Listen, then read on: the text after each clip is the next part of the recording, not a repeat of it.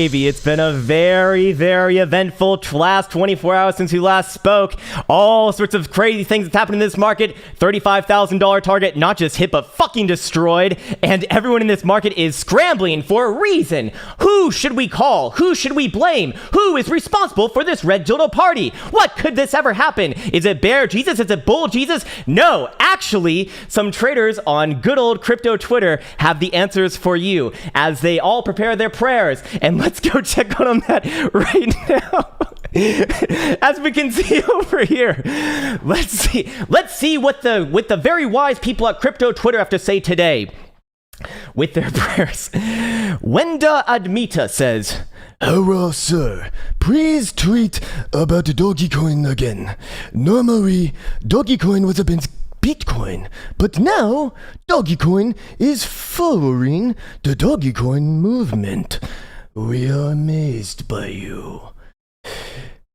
Dear Elon Musk and Tesla, I hope you quickly accept Dogecoin and promote Bitcoin, because crypto market is suffering from very critical condition. Look at Sir." and then we have some very angry people over here.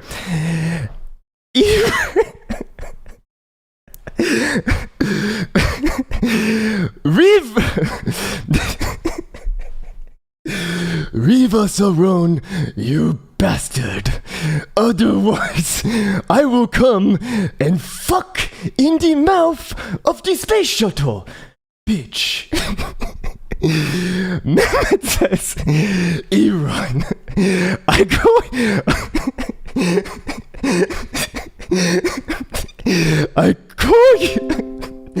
call your mother a group. I call your wife, your daughter, a group. Come on, the coins are dropping, my bastard. You are your... Elon Musk. You are your ass bastard. 777, what the fuck, man? Our resident aviator captain is in the mix now too, talking shit to Elon. You look like boiled potato. You bastard.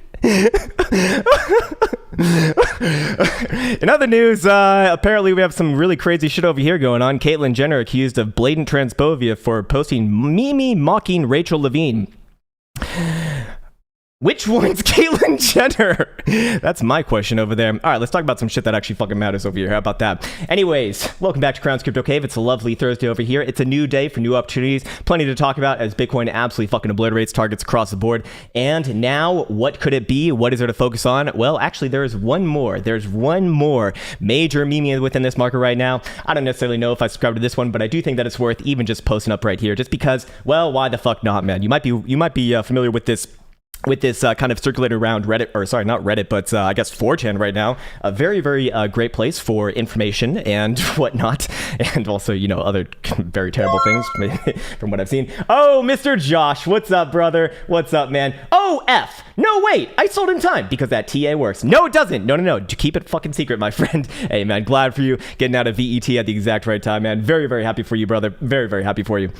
Looking at it over here, there actually was something relatively interesting here. Now, I'm not very familiar with 4chan myself. I don't know how easy it is to like Photoshop these sort of things and any or you know, shit like that. I don't know how you can even prove that to begin with, but there actually is a post from, I believe, the 18th. Yeah, it's the 18th of this month, so that was about 2 days ago, essentially calling this dump from some sort of an insider. Now, do I believe these sorts of things? I mean, these are more or less like, you know, fun things kind of pontificate about. I don't know if, I don't know if you can really prove this one way or another, but it is rather interesting just because, well, this person actually did call it to the T, not just as far as price action goes down to $30,000, but actually the time as well, which is kind of fucking crazy. Again, I don't know if someone can like just Photoshop this after the fact, because this was circulating after the fact. And of course, you know, in the internet age, there's going to be someone across the whole plethora of the interwebs that is going to, you know, make some extremely crazy call and be right on any day of the week, right? So with that said, I just kind of wanted to shout that out right there, just because I don't know, a little bit interesting.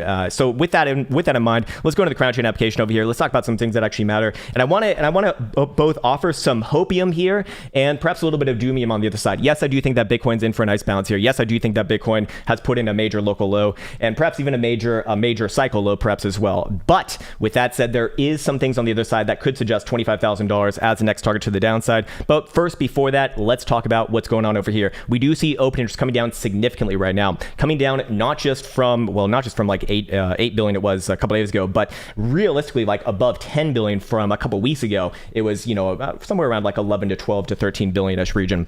So we've essentially wiped out the majority of this market thus far, from about 13 at the high to about 5, almost 5 even right now. That would be what, almost 75% of the market gone. And with that in mind, that is a bit of a reset right there. And it is rather interesting that we see open interest coming down alongside all this price action. That does suggest that this was capitulation. Now, what happens after capitulation is not always just reversal back onto the upside for, eternity, of course. What happens now is actually really important to be looking at open interest in relationship to price action. If we start to see open interest shoot up and Bitcoin continues to actually continues with the downtrend, puts in another lower high, let's say in like the mid to low $40,000 region, that would be extremely concerning. But for right now, I give it a chance to bounce and then judge it after that. Fear and greed index also at a level right now as well, which is the lowest that we've seen in I don't know, must be like a year and a half now. I believe coronavirus sometime we were probably around the single digits for a day or two. But with that in mind, 11 certainly is a very, very aggressive read. Now, I also want to discuss this as well. The Bitcoin dominance popping up 4%, which is a pretty fucking big move right there. I know 4% doesn't sound like all that much, but it certainly is when talking about Bitcoin dominance. Remember when we were looking at the Bitcoin dominance over the past month or so, saying, hey, this just below 40% region is a major macro area. I would be looking for big bounces off that. Now, that is direction neutral on Bitcoin US dollar, but with Bitcoin coming down, obviously, that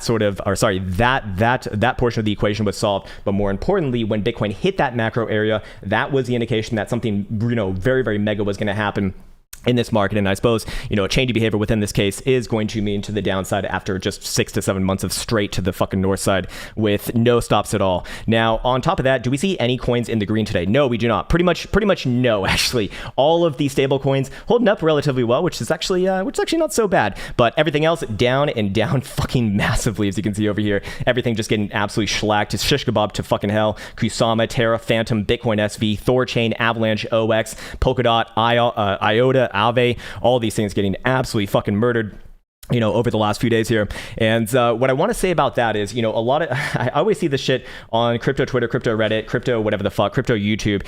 People will start to ask, why did my why did my altcoin, which is going to save the world and go to $1 million, doggy to $1, right? Why did that dump 30% in one day? Like, realistically, you should be asking yourself, and I'm going to quote Joe 007 right here, because I think he's spot fucking on with this. You should really be asking yourself, why did it go up 2,000% in the first place? What the fuck was that, man? Everyone always talks about fundamentals on the on the upside, but they always talk about manipulation on the downside, right? At the end of the day, man, this does seem like a technically driven dumpola right here. I mean, remember, Bitcoin went 6 to 7 months just straight fucking north. I mean, it was a really, really impressive rally. It is relevant to be looking for a pullback based upon that. Remember, when Bitcoin did put in the downtrend way the fuck back on over here, just around 50,000, just above $50,000, that's when we started to say, hey, look, Bitcoin's putting the downtrend on the daily. This is not the time to be risking anything. The trend is down, and maybe you can play some bounces, of course, here and there, but realistically, what you want to be doing in these sorts of situations, at least in my experience, is trade with the trend, as it can be your friend, and it has been for the last $30,000 actually. So congratulations to all the people out there riding that, and I imagine we do see a lot of positions closing over here. Okay, another big thing that actually I would actually have not included in my top 5, but now that I look at it right here, funny rate did get pretty damn negative. What's up, crypto angler? Sup, Krown? Textbook 3 drives of Let's Bear down to the 21 EMA on the tri-weekly. Okay, interesting. I'll check that out a little bit in a little bit. Tri-weekly isn't something that I typically look at, but we can definitely check it out today.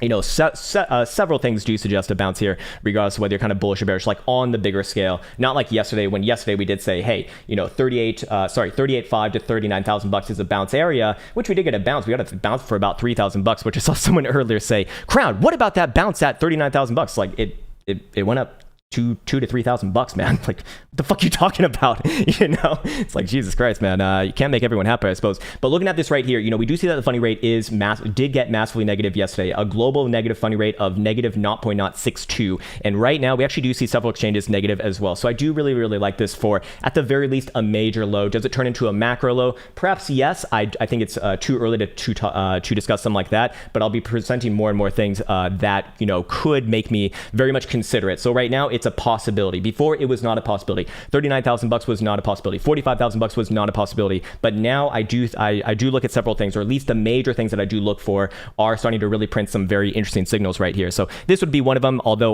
like I said, I actually wouldn't have included it in my what's it called, my title for this video. Nice little clickbaity title. Apologies for anyone who's new here. If you're new to this channel, please understand the titles of this channel are typically just completely fucking bogus. It's just kind of playing off of the old memes in this market, the O-face bullshit, and it's fun, it's a little bit of fun. But apologies if it, if someone's just like reading the titles and they're like, what the fuck is this? It's like, you must be new here, right? Anyways, okay, cool. So let's actually go into the charts now and let's talk about let's go a little bit more into the 5 reasons why I do think that it's potential that Bitcoin did put in a macro bottom here, and I actually do think that this is incredibly interesting price action for what it's worth right now. Okay, first and foremost, let's go over here to Bitstamp on Bitcoin. I want to talk about the most important thing. It's going to be a volatility based indicator, and I'm going to be using the BBWP over here. Anytime the BBWP gets to 100 percentile, that is going to be denoted as a major pivot, typically speaking. Now, in my experience, markets typically make their lows on extremely volatile movements, usually not on the upside movements, although in very nascent sort of technologies like Bitcoin, actually it will, which we have seen before, actually right around the $50,000 to $6,000 high. But for right now, onto the downside, that is a very clear and obvious signal right now, right around the 99 to basically 100 percentile. It's actually printing 100 earlier. I imagine maybe some other exchanges are, nope, they're actually just about the same. So it's in the 99 percentile right there, but that is incredibly attractive to myself. And I can just run you through a few examples here in the past of when we've seen other sort of 100 percentile reads on a daily.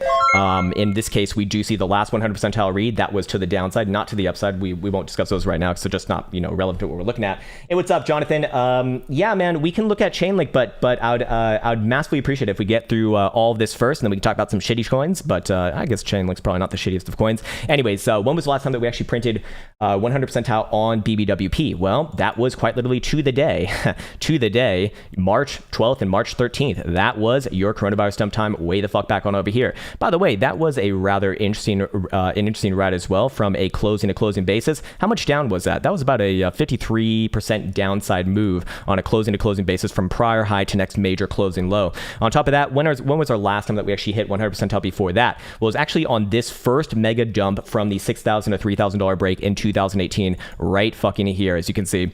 Now, admittedly, we actually did not print 100 percentile on the $3,100 low, but more importantly, this was that is something to consider. To be quite honest with you, it doesn't necessarily mean that it's going to be a low. In fact, what I'd really like to see is I'd like to see the moving average on this get below, kind of wrangle down the BBWP, and that's when you really do see a move on the other side. Typically extrapolate. When were the other times that we did see this get all the way up there? Well, several times in 2017, actually, on all these mega dumps. Right here on this one in January 2017, and that was again about 100 percentile, looks like, or yeah, just under 100 percentile, about 98 as I kind of look at my bottom screen. We do see one right here, of course, as well. Guess what? About 98 percentile as well. What about this one right here? This one did get up there, but not as much. This one got to about into the low 90s, and then other than that, we actually didn't see another major mega read until actually the 20,000 to 6,000 dump over here.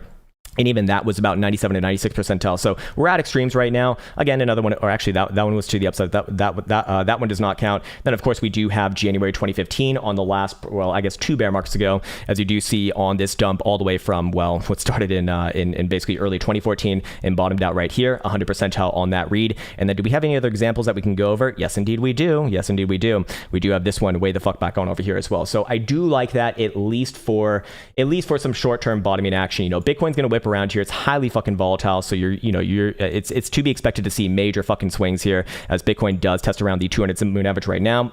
But I'd essentially be looking for it to play, between this mid $30,000 region, $35,000 to about low 40s, like 42-ish region, wherever the 200 exponential average is, which is about $42,000 actually to the dot right now. Anyways, on top of that, what are the other things that I'm looking at right now too? There is something incredibly interesting with CME over here. CME has printed a massive, just absolutely fucking disgusting, girthy block of volume right there. That is humongous, and you can see that it is massively overshadowing anything that we've done in the past. In fact, even going all the way back to this rally over here, I think that we're actually just probably right at it. But here's the thing. There's something a bit hidden in this data right now. What's hidden with it? Well, it's not actually hidden, but you'd have to know how to interpret the data. And what's different about this data right here than it was over here?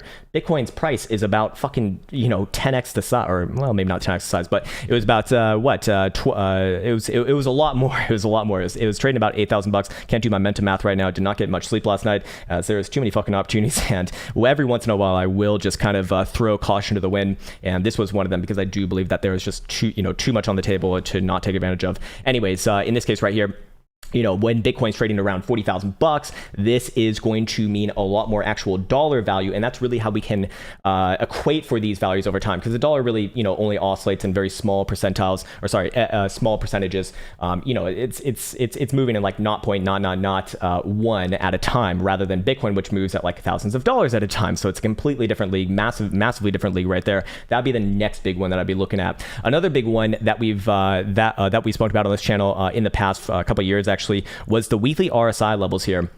So Bitcoin on the weekly RSI does have a nice history of kind of playing off the low 50s right here. You do see in this dump in 2013 and all of the basing action from, well, basically then on in the bullish markets were from this area right here. Actually, this is just below 50. It's right around about 47.5.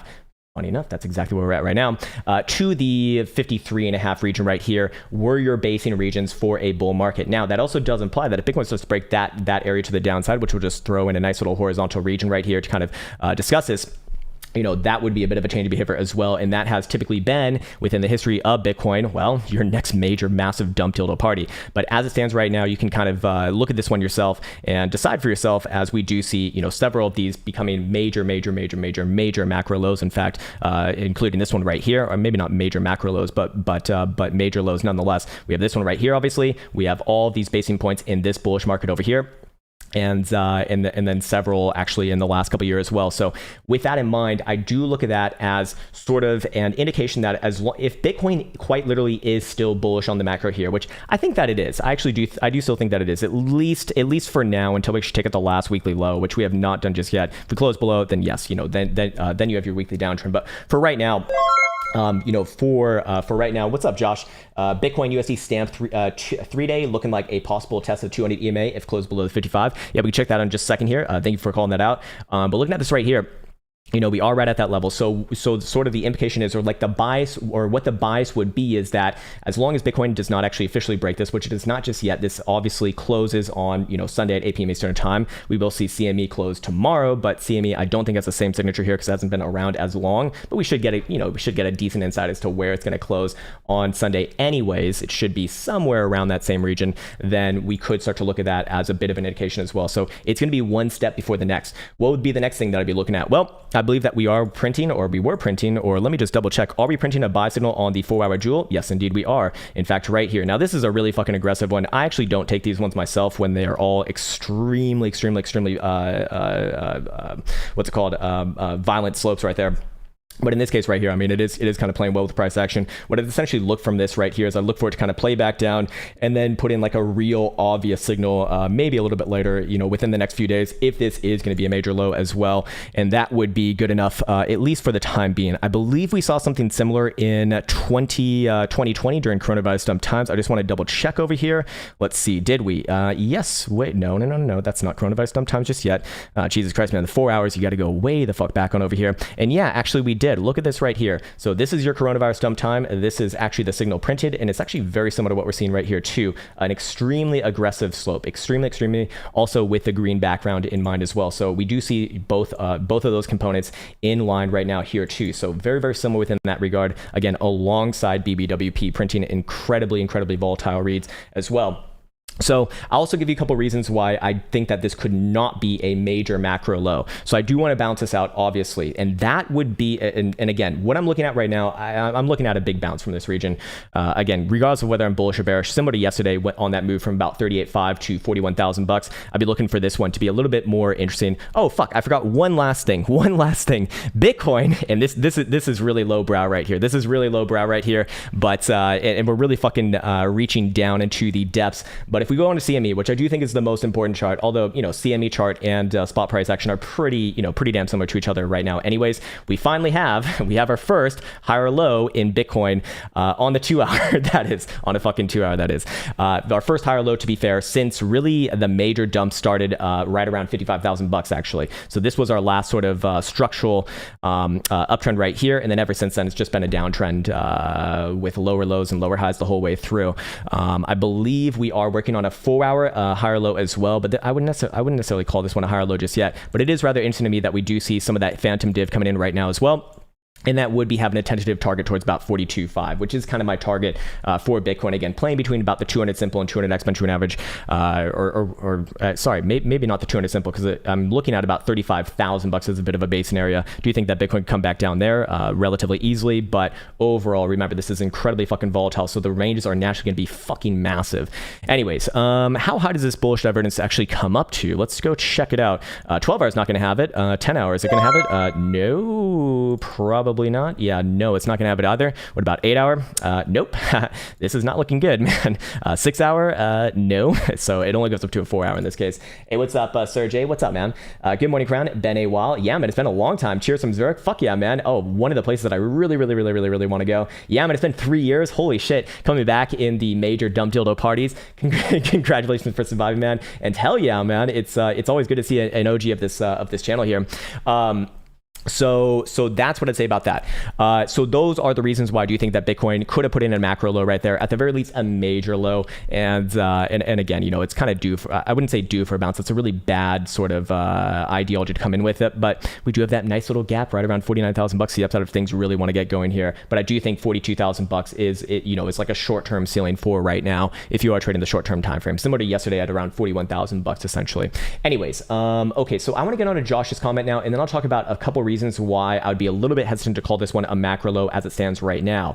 But I would say at the outset, well, there are much less reasons for that than I would say about what we just discussed right there. Okay, so you're looking at 3 day, what is it? 3 day. Okay, so you're just looking at the 3 day, and you're saying a close below the, okay, looking like a possible test of 200 EMA if closed below the 55. If it does close below the 55, I mean, we already got to close below the 55. If it closes like this, which is not happening today, it happens tomorrow. So Friday closure will be it.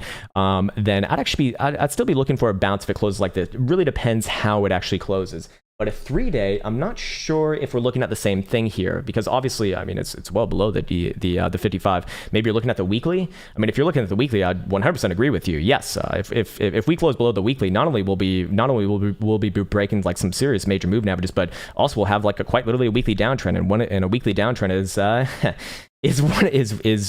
well, I never trade against that. I'll tell you that as far as the long term goes. So if that were to happen, I would feel very, very confident calling bull market over for a very long time, and Bitcoin comes down to 20,000 overall, maybe even lower than that over time.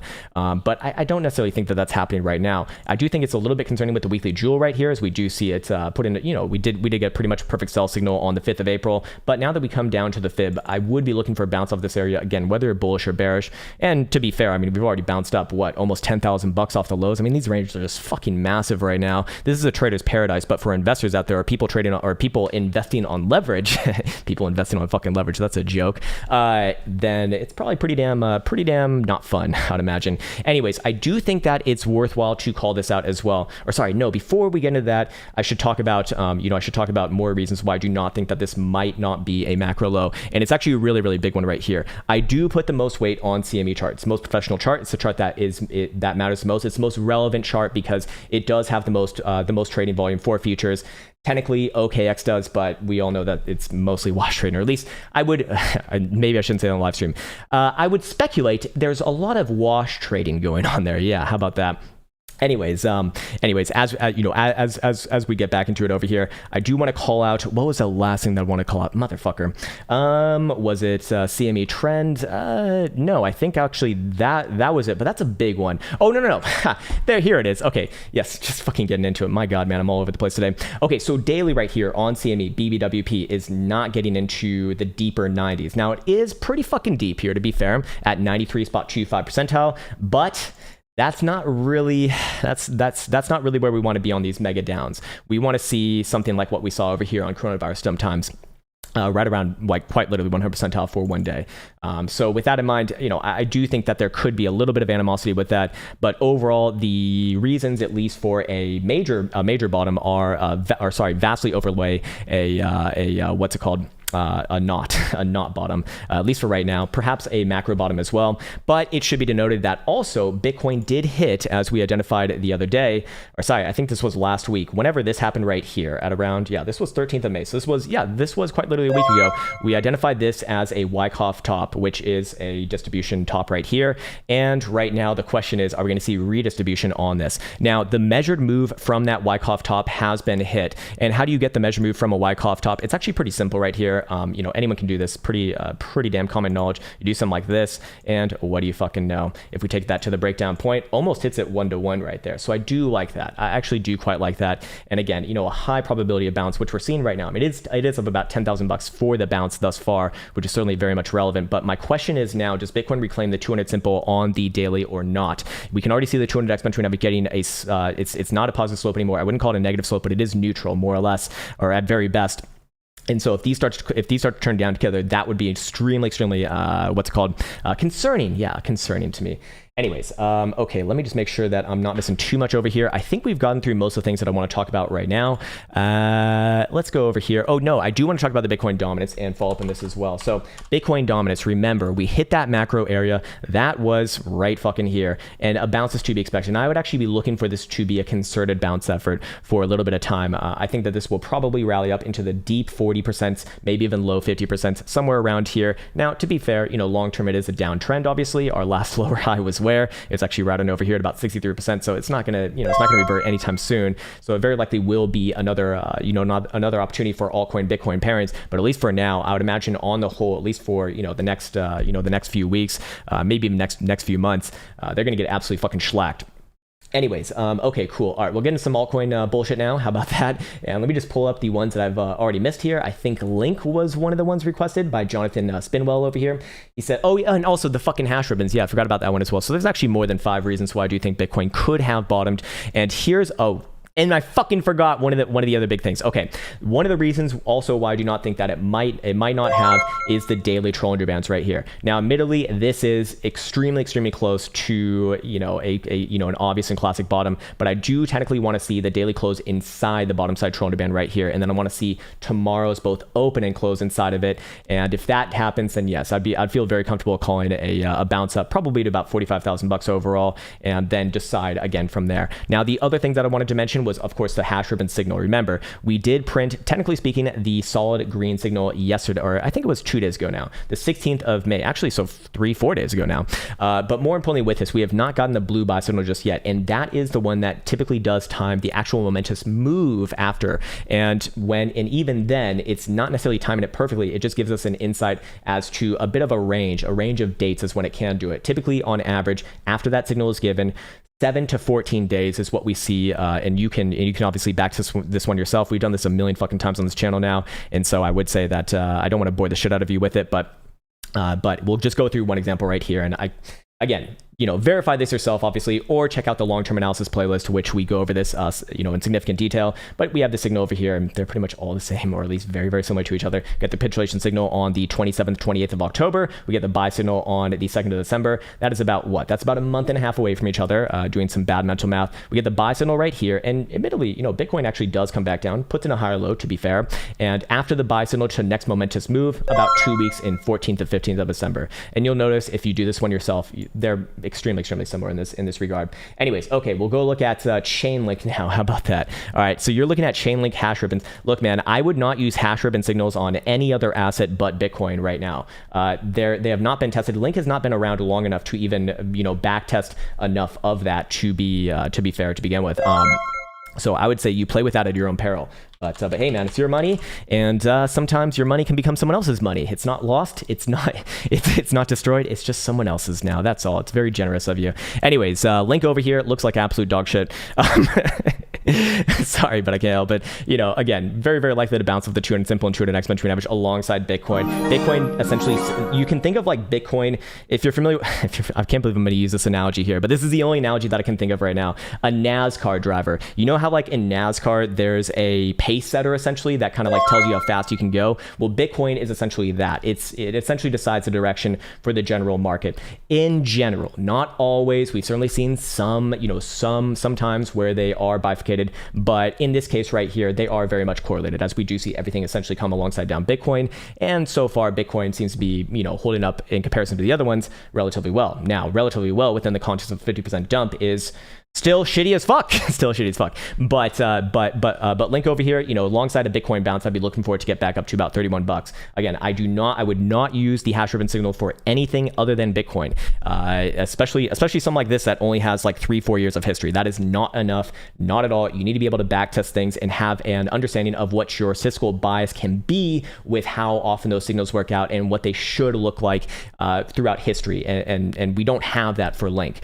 Anyways, this right here, yeah, you could very easily bounce back up to low 30s, even mid 30s here alongside Bitcoin, but look for Bitcoin to kind of set the pace, and then this one very likely does fall. Now, Link being one of the better acting ones over the past few years would imply that if Bitcoin does pick itself up by its bootstrap, then Link probably does act rather well within this here too. But for right now, I think it's just easier to look at Bitcoin in general. 4 hour though, put in a very obvious hammer dildo right here. Big volumes of blocks on the 19th, or actually, yeah, that was just yesterday. Jesus Christ, duh. So yes, obvious target's going to be right in this region right here, somewhere, yeah, low 30s, $31 to $32. And I would express concern on that. Extremely short term, I'd be looking for a move probably up to about 29.5 region and a short term pullback from there. But medium term, perhaps over the weekend or maybe into next week, I'd be looking for a bit of an extension there, assuming that Bitcoin continues as well. That would probably be Bitcoin if I had to guess, maybe around like mid 40s.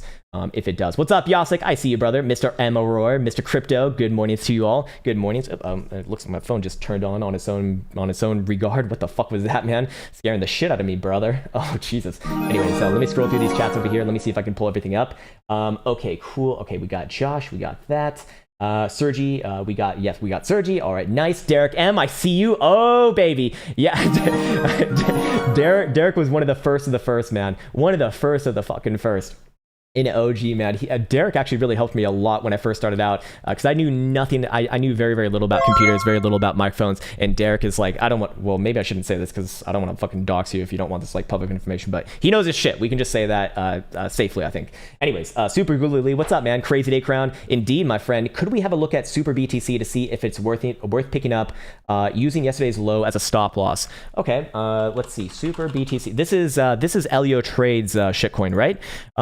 Let's see, not looking too hot right there. Again, I imagine Bitcoin's going to set the tone right now, but remember, if you're trading against a Bitcoin pair, according to the Bitcoin dominance chart, I would not be looking for any sort of long-term upside. Even if Bitcoin does pick itself up by its bootstraps here and does continue on with the macro rally, I think it'd be a long time before you see, at least a month or two before you see a lot of these alts actually, join alongside of that. So with that in mind, this one rallying off its prior low is going to be an obvious area to look for a bounce, yes. But how high would I be looking for a bounce before getting a little bit cold feet on this one? Maybe back up to 2930-ish region or 2830-ish region, I think is not out of the question. But again, man, I don't think that this is the time to be really crazy with this stuff. Let's see what the 2 days say. Yeah, the 2 days is going to be the same thing as well. The problem is we don't have enough history on this, but it is a pretty damn classic move to be looking at your last major sort of, well, in this case, that would be your ICO or IPO dump, right around about 2,000 Satoshis. as an obvious basing point, at least as an obvious bounce point, which we're getting right now. So if you are going to postulate that trade in the way that you set it up, which is essentially having a stop loss below yesterday's low, I'd say no. Yesterday's low is not necessarily protected. I'm not even seeing that much bottom behavior right here just yet. Although it does have a little bit of short-term, short-term action. This one probably takes a little bit of time to put in a low. If anything, I'd be using this major low right here from 10th of March. That's what I'd be actually using in this case if I was trading this one, but. I actually know Elio trades pretty damn well. He's a great guy, so I'd imagine this project's probably gonna be fine anyways long term. Again, it's gonna be more or less up to the market, up to Bitcoin right now to kind of set the pace and see what this one does. I think it would probably be worthwhile to look at this versus like US dollar, however, because the Bitcoin pairing doesn't necessarily mean that this one's gonna be going down versus US dollar. So that's up to you, obviously. But seeing as you specifically asked for Bitcoin pairing, that's what I'd say about that. But I'd imagine US dollar pairing does go up with Bitcoin, assuming that Bitcoin does continue on with the rally. Lemon Tea, good morning to you. Burnt Creme, how you doing, brother? nice emoticons right there. Okay, Tom, oh, damn it, Tom, hold on. I just lost your comment. I'll scroll back up here really, really quickly here. There we go. Actually, that was, that was pretty fast. All right, let me just take another sip of this coffee here. Jesus Christ, man. Oh, God damn, I'm burning this candle at both sides of the wick right now, but it's all fucking worth it, baby. You only get so many of these opportunities in trading, to be quite honest with you. Oh, man. All right, there we go. Good for another 5 minutes, I think. Tom Yao says, ICP on Coinbase, not Binance. It was launched at Coinbase first. Okay, thank you for awareing me of that. All right, this is ICP. This is Internet Protocol or some shit. And you want to look at Coinbase specifically. So this one right here versus USD, I'm guessing. Okay, and you're looking at a 3 hour. Okay, yeah, not much history, man. Again, I always have to say whenever you bring up a chart like this that has like literally less than a month of history or just over a month of history, it looks like, I really don't trust my analysis all that much on something like this. But yes, it's a 3 hour actually popping back up here. Yeah, I do think that it has a little bit of a rally in order, probably back up to about 200, a little bit north of 200, somewhere between about 205 to 210 region. Anyways, you're saying, but want to hear your best judgment on the resistances with this bounce. Yeah, that would be my resistances with this bounce right around about, low 200s region, for short term specifically, using extremely precise terminology right there. Just short term, based off an hourly or 3 hour as you postulated, as much as 225, but I'd be cautious within this region right here is what I'm trying to say. We can do a nice array because actually array makes it, it's actually really nice and orderly right here. So, I do think that 205 is rather likely. Very, very good volume on this buyback as well, especially on the confirmation of an hourly reversal. We got a higher low, we got a higher high by definition because that was our last high right there. So fair enough. I do favor it, at least in the short term. Again, though, I would strongly suggest looking at Bitcoin for overall direction. Winning Choice 87 says, hello, though, Bear Jesus is real fun. We'd like our old bull Jesus back. Sorry, man, he's gone, he's dead. I've been eating the fucking beef all goddamn day. I actually had a really good steak yesterday night, so I'm looking forward to another one today. How much weight do we put on daily RSI trend line? Goes all the way from 2018 capitulation. Yeah, man, I was actually looking at this one as well myself.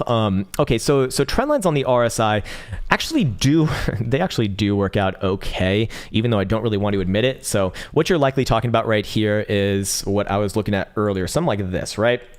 Yeah, from 2018 lows on that dump from 6,000 to 3,000. This is your March 2020 coronavirus dump lows. And then once again, right here, look, if you're going to play something like this, the problem is that if you're trying to manage risk on this, it's like, it's very, very difficult. But can it be used as a bit of a bias in conjunction with something else? Yes. What would I use it in conjunction with?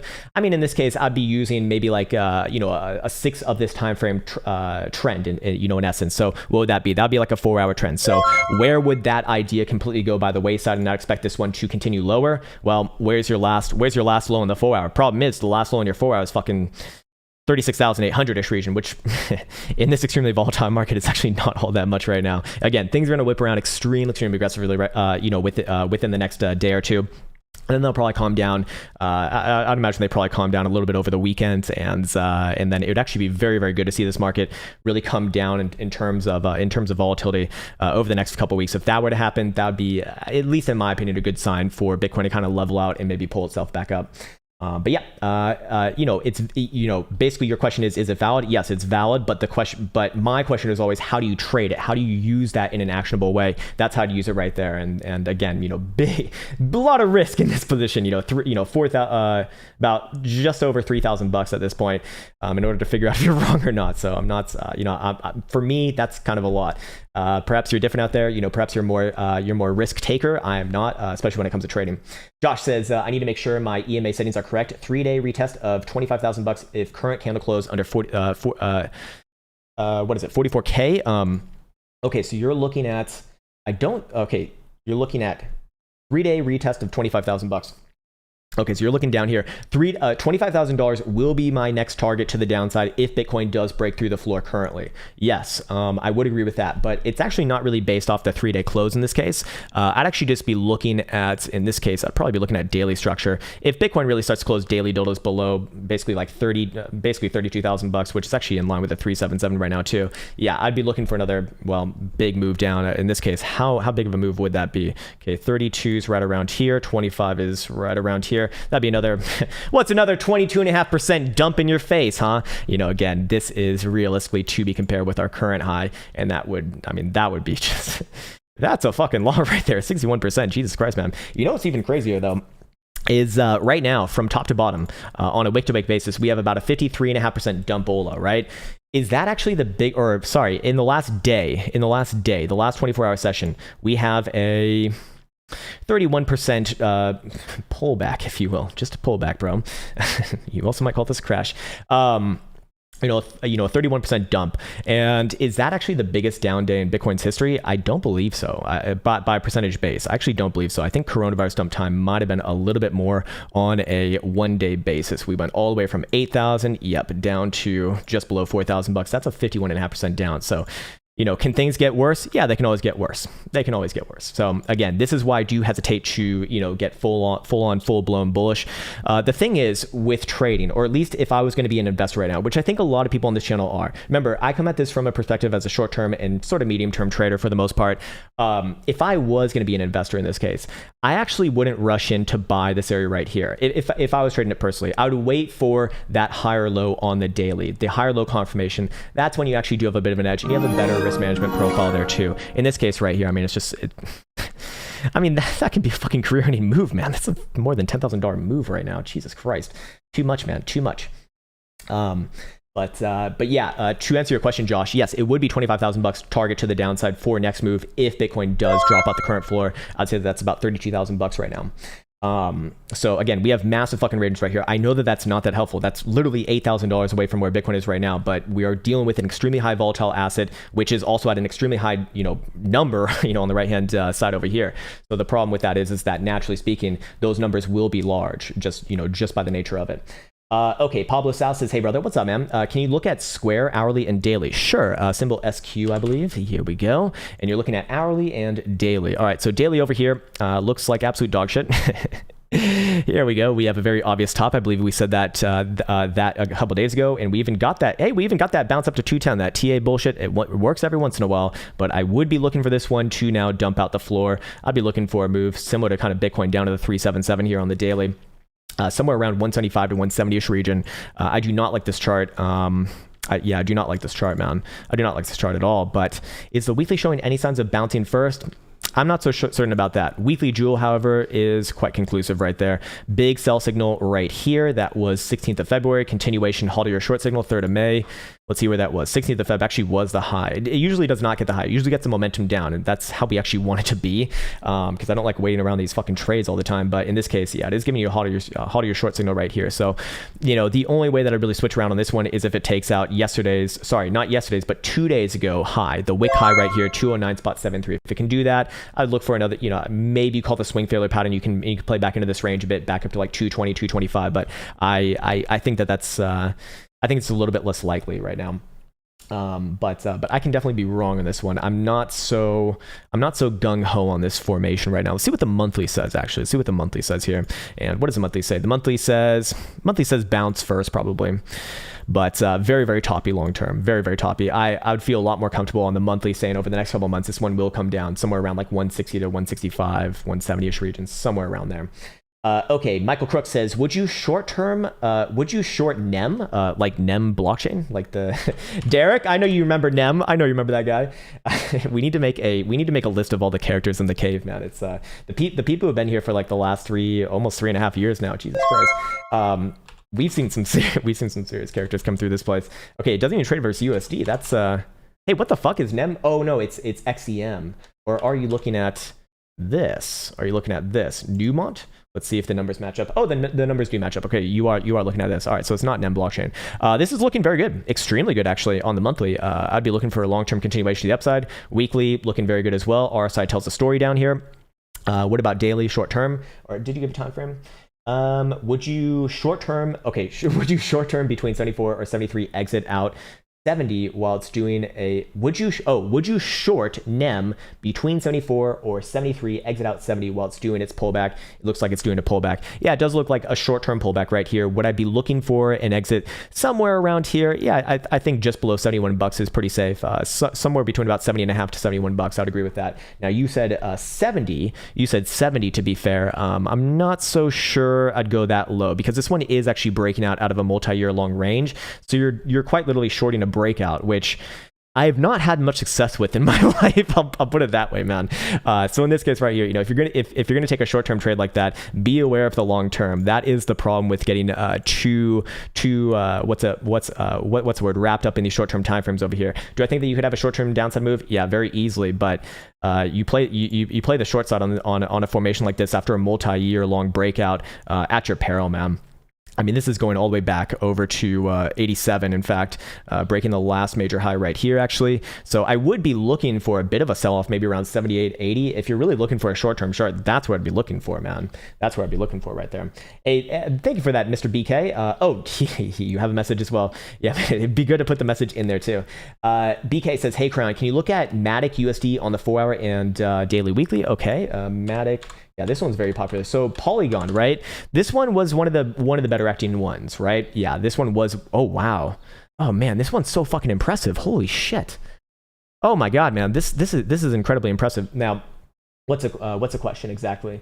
4-hour, 1 day weekly. Okay, well, I mean, this one is obviously relatively strong in comparison to everything else. Short term, I'd be looking for a move back up to like 205, 209 region. Daily, you know, look, I don't think it's wise to short a fucking uptrend like this, but there are several signs that this one could very easily come down. Or are there? Do we have bearish divergence here? Technically speaking, we kind of would. Let's see if the weekly has it. That would be a little more confidence inducing. And no, it does not. No, it does not. Here's the thing, man. I'll give you some very unhelpful information. Yes, short term, I do think that it pops up. I think that's a relatively easy one right there. The weekly, however, has the major move, and if we take out this week's low, which is currently 101. I'd be very, very, I don't know, very bearish on this one. That's not the right terminology on someone that's been acting incredibly well, but I would be looking for a greater move to the downside, somewhere around about 50 cents, somewhere between about 50 to 60 cents region. But at least for now, I give it the benefit of the doubt. That's my personal rule. I give things the benefit of the doubt until they prove, until they actually have like a full-on reversal. In this case, we don't have that just yet. We do see several signs of slowdown. We do see daily TSI turning down. We see daily RSI, a little bit of bearish divergence there. Daily BBWP did hit a 97.22 percentile, which can be indicative of a bit of a pivot, or at least a sideways consolidation extrapolating from this. But daily RSI, do we see anything of note here? We're not gonna have any hidden bullish divergence, and I want to see hidden bullish divergence on a move like this if it's going to continue. So I actually wouldn't really have a strong opinion on the daily. It's the weekly and actually short-term timeframes that I have a strong opinion on. So that's unfortunately all that I can say about this one with confidence. All right, let's see. Derek M says derivatives is a zero-sum game. It is true. Options and futures trading is a zero-sum game. But here's the thing, and here's why I'd argue it's not a zero-sum game. Well, first and foremost, you can trade that versus spot. So there's 3 moving parts. You can have futures, options, and spot. And they all have and you can always like arbitrage between them or figure out, you know, ways kind of manage between them. So in that way, I actually do not think that things are actually a zero-sum game. I do not believe that trading is actually a zero-sum game, even with spot, actually. The reason why is because it's a continuous game. Now, poker poker, by contrast, is a zero-sum game because there's a start, there's a finish, there's a winner, there's a loser, blah blah blah blah blah. You all know this, but with stocks and whatnot, it's technically not, because, well, there's first off more than two people within the market, so a myriad of different things kind of employ, and also again it's a continuous game. Who's to say that someone who sells to you right now is a loser if you who's to say that someone who bought from you right now is a loser if they're just going to hold it for like the next couple of years and they make out as a winner over time. It's a continuous game, so a little bit different there. But what makes the whole thing not a zero-sum game is the fact that you can trade obviously derivatives like futures and multiple legs on futures too. So you can have a monthly future, you can have like a quarterly future, you can have a yearly future, right? And then you can trade that versus your options, which also have multiple expirations. Nowadays they have fucking daily expirations in Bitcoin land, and I think traditional land at least has bi-weekly expirations. So there's a whole lot of things you can do with that as well. And then you can trade that versus your spot as well. So a lot of ways to manage things around. So, technically speaking, I would actually, I know that's not even what you said. That's not even what you said, but I'm just going off a fucking tirade right there. So apologies on that, my friend. Apologies on that. Chess Champion 94 says Ethereum Classic USD Coinbase longer term timeframes. Okay, the problem with longer term on Coinbase is there's not existent on Coinbase. So we'll have to go to like Bittrex, I think, for this, or maybe Poloniex here, and let's see what we can come up with. And you're looking at longer term. So longer term to me for Ethereum Classic, which has been around, I believe, since 2014 or 2015. Let's see. Am I right on that? No, 2016. What the fuck? No, I'm pretty sure it's 2015, man. I disagree with the chart. The chart's wrong. I'm right. The market's wrong. I'm right. And they shouldn't have liquidated me for being right. It's like, fuck off. What am I looking at this long term? Again, it's going to depend completely on what Bitcoin does here, in my opinion, but several signs of slowdown right here. Short term, do I think it pops back up? Yeah, it probably pops back. It could very easily get back up to $60, but do we see anything that is of particular interest? We could actually put in some hidden bullish divergence down here. I mean, it actually could put in that, and if it does, where would I be looking towards? I'd be looking for a move basically back up to about 60, low 60s region. But for right now, man, I'd look for Bitcoin on direction. I don't really have a strong opinion on this one long term. If anything, the monthly looks like absolute dog shit right now with another 10 days, 11 days left in the trading month to go. Weekly showing several signs of slowdown here too. We do see weekly TSI looking for across the downside. Will inevitably have with that sort of a closure below $45, which this thing trading at $50 is actually not that likely right now. So if you are looking at longer term, I'd look at $45 as a bit of a pivot. If it does start to close below $45, I would look for another washout to the downside. And washout to the downside, this would obviously imply that Bitcoin comes to the downside as well. Bitcoin maybe to $25,000. Then I'd be looking at this one at about probably anywhere between about 25 to $26 actually for the next sort of bouncy bounce and maybe continuation after that. Hoju Fiotu says, greetings again, Mr. Krown. Greetings again, Mr. Hoju. You mentioned a Bitcoin low of $35,000 yesterday. It went to 30Ks. Very much disappointed. Please perfection be more. Yeah, man. It is what it is. I understand that people who are maybe, I won't even throw shit at that. It's like, people who come into this channel who might not be as familiar with trading or as familiar with investing and whatnot. It's like, look, man, I operate off of daily closes for the most part, and I'm also not perfect as well either, as anyone who's been on this channel for a while now knows. But at the end of the day, man, we closed pretty fucking close to $35,000 in an extremely volatile market. I actually feel quite good about that call, to be honest with you. But I know that I know that you're just trolling a little bit. So all good, brother, all good. Yeah, man, you're never gonna be bullish enough for the bulls. You're never gonna be bearish enough for the bears, and that's something that I've just learned to accept. And it's like, you can't really get mad at people for that. It's like, people are entitled to be mad anyways, right? People are entitled to be mad if they want to be mad. So fair enough, man, fair enough. Wolf 359 Survivor says, Crowners, how's Polygon Matic looking? We just looked at it. Again, in comparison to the rest of the market, certainly relatively strong. Absolutely. Here's Bitcoin now. Bitcoin rallying up a little bit more, above $40,000. Nice one, Bitcoin. There you go. There you go. You gigantic sack of shit that we absolutely love, but you are a steaming pile of shit though. Anyways, how's Polygon? We just looked at it, so I imagine I probably just got to this comment a little bit later, so it might not be worth going back into it. But basically, again, I look for Bitcoin on direction, but if Bitcoin can actually put in, a nice little rally right here, I'd be looking for Polygon to follow through with that as well and be one of the bigger beneficiaries of it. If Polygon takes out yesterday's high too, that thing's just it's extremely impressive, and something's going on there that deserves a lot of respect. And the problem with it is, it's like, I don't know what the fuck that thing is. I don't know what the fuck that thing does, but you can tell by its chart that it's getting treated a lot differently than the majority of this market. In fact, the vast majority of this market, probably 99% of this market. So if Bitcoin turns around, I imagine that one's going to be probably going for new all-time highs, perhaps within the next week or two. Oh, Mr. Nimbo, there he is, here to keep you Safu, my fucking man. There he is, Mr. Nimbo and CZ, keeping everyone Safu in this world. Gotta love it, man. Ryan O'Donnell says IOTA USD weekly, daily, 4-hour, all time frames. Okay, IOTA. This is another 2017 shitcoin, I believe. Let's see how this one held up. Not well. Not well. 4 hours putting a bit of a local low. Dailies round off the 200 simple. Yeah, I'd be looking for this one to follow through with Bitcoin. Maybe back up to like 150, and then a bit of short-term pressure there. Weekly.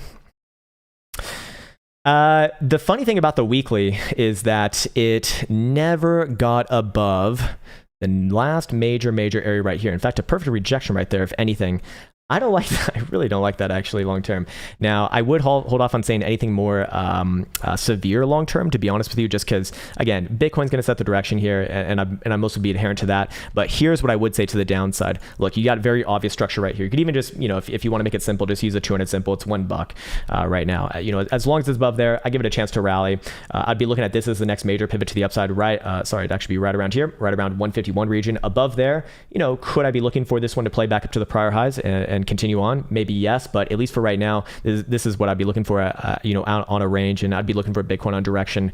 If this one drops below $1, or especially close below about 109 region,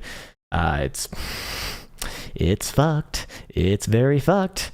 I think, yeah, I'd be looking somewhere down around another retest of 75 to 70 cents region, maybe continuation on top of that. That looked really fucking nasty, man. All right, Mr. Poncho, there he is. No Lexington Soundborn Onslaught. Damn, man, you have changed. I know, man. It's been one day in 24 hours. I'm a new man. My friend. Hey, man, I actually look forward to gaming with you perhaps next week if you get on the good old Shiv. Shit, well, I just lost my place once again. God damn it. Let me pop back up here where we were just last at, Mr. Empire.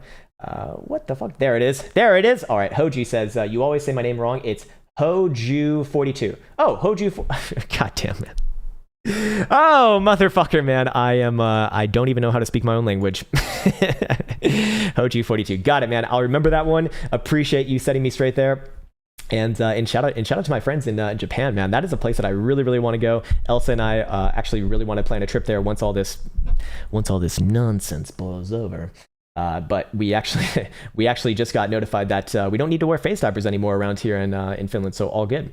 Jeff says USD TRY 4-hour and daily, pretty interesting possibilities. Okay, let's check it out. Jeff. USD, and this is Turkish, right? Yeah, Turkish lira. All right, so this is, I forget what this one looks like. I haven't looked at this one in a long time, but I really like looking at Forex. Good, very, very powerful. US dollar, I am looking for a macro rally actually off this region, or maybe not macro, but major rally off the region. We did hit that targeted region just below $90 on Dixie, and I would be looking, again, regardless of whether probably bullish bearish, I do look for a nice move off that. Can it take out the last high? I think somewhere around like 92 or so on a weekly. Then it's probably going to go into one of those up phases, which I'd absolutely love because I'm trying to buy a house right now, and the euro is smacking the dollar in the fucking face. But looking at this right here, yes, I would be bullish on dollar versus lira. But what time frame are you looking at? Ascending triangle retesting all-time high. Oh, actually, I didn't see that. Maybe we need to go to a monthly here. No, I wouldn't necessarily call this an ascending triangle.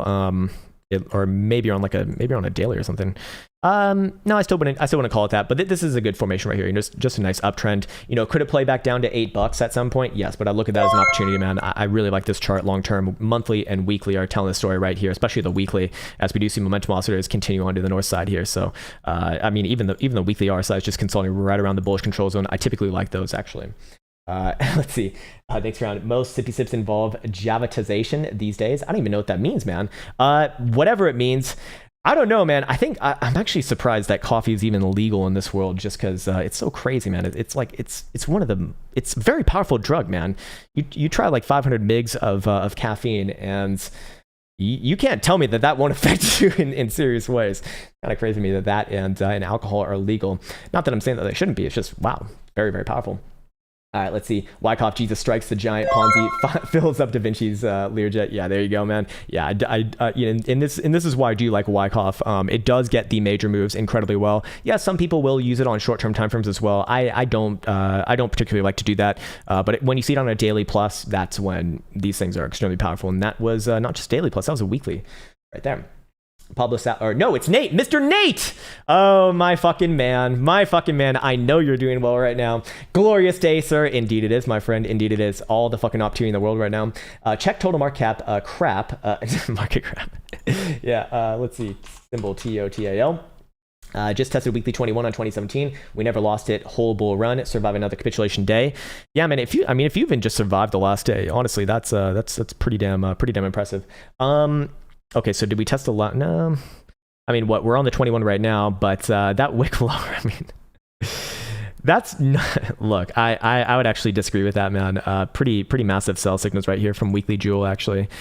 Weekly RSI, yeah, it could very easily bounce in the neutral zone as it's basically gone straight down there. But weekly Jewel says long-term continuation. So take that as you will, my friend. Take that as you will. But technically speaking, you are right. It has not lost it just yet, just like it has not in the prior history of this during its bull runs. But we only have information from one prior run here, and it's very similar to what we see on just regular Bitcoin spot price action too, where you may be looking at the total market cap for shitcoins, aka total 2, I believe it is. Maybe that's different. Maybe that's what you're talking about. Let's see. I know that you're heavily into shitcoins, and you actually do it right, man. Like, you're extremely impressive with your shitcoins, man. I have a lot of respect for that, because I would not have the balls to do that. But looking at this right here, monthly is nasty as fuck. Daily's very bouncy here. We do have high head, maybe a right shoulder coming in around a 1 trillion. Fair enough. Give it the benefit of the doubt for now, but you can see that there's a lot of etchings that this one can very, very easily turn down and stay down for a while. Again, weekly Jewel is not necessarily a sell just yet, but this one will extremely likely line up for a perfect sell, maybe like early next month or mid next month. Pablo South says, bonjour, Krown. Bonjour, mon ami. How you doing, brother? Seems like NASDAQ is slowly dying. Yeah, so NASDAQ is something else that I want to bring up here too. So NASDAQ, look, for right now, it is a consolidation. But when you're consolidating around this area right here in the fashion that it is, I am quite concerned about this, to be honest with you. Again, a weekly, god damn it, there we go. A weekly Jewel sell signal, pretty much in the, for the aggressive people, they would look at this as already confirmed. I'd say it would be confirmed at the end of this week, tomorrow. If that happens, this one can bounce around here a little bit more, but the second that it breaks below 12,650, this thing's going to come down significantly towards $11,000. Now, there is a very interesting sort of theory that's been going on with this, Mr. Pablo.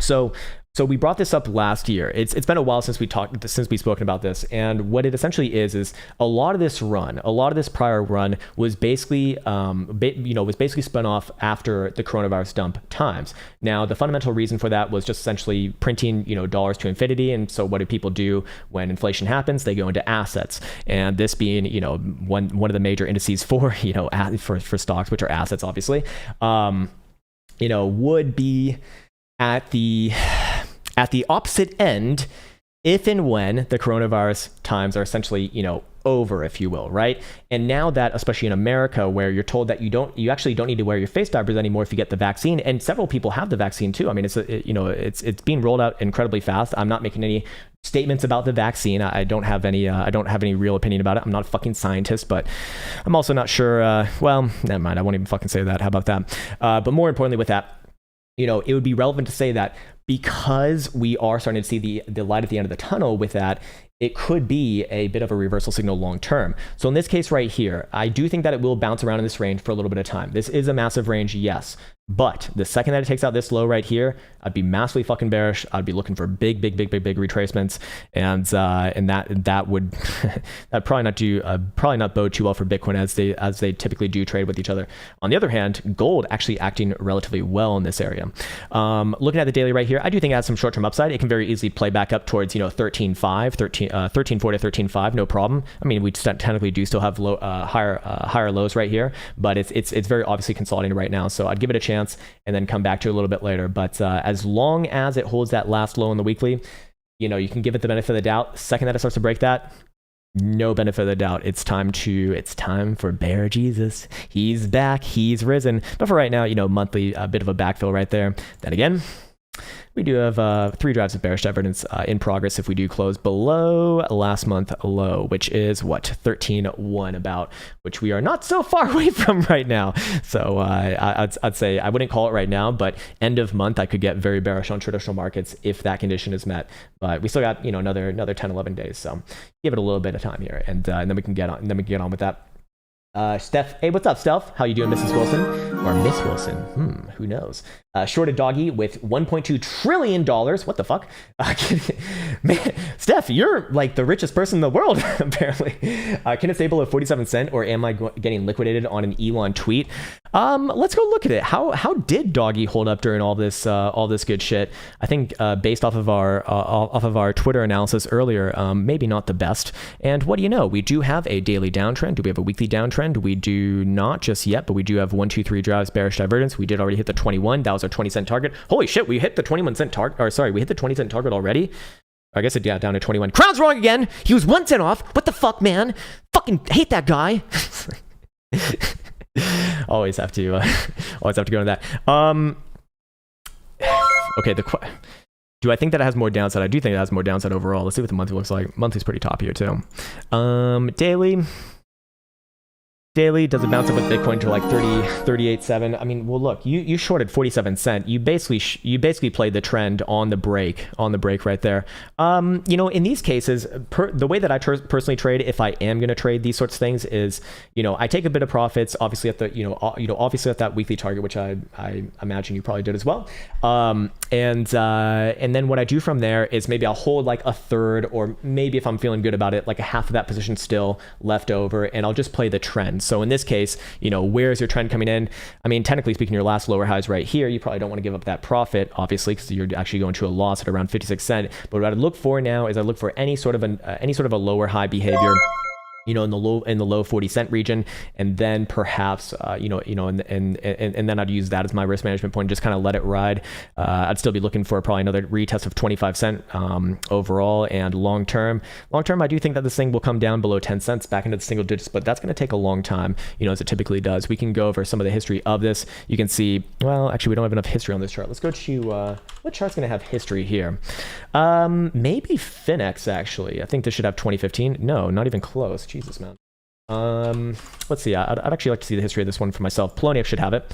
Let's see. Come on, show it to me, Polo. There we go. That's it. Yeah, this thing just kind of bleeds out slowly after having those pumps, which typically come out of nowhere. So I'd be looking for something relatively similar to that as well. You see this one over here, pumps for about a month and a half, it looks like, and then takes about 3-4 months to actually dump back down and give up the majority of this games. And make no mistake, this is log scale right here. This is what the real chart looks like. Yeah, man. Or yeah, girl.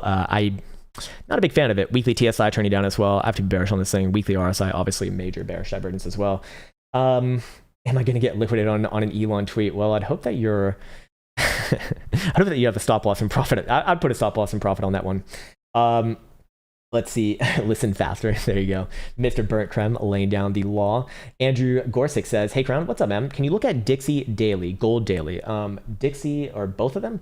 Golden Cross did it test? Okay, you're talking, I don't know exactly which one you're talking about just yet. Probably not Dixie, because that one's nowhere near having a Golden Cross. But I do like Dixie in this region, at least for a rally.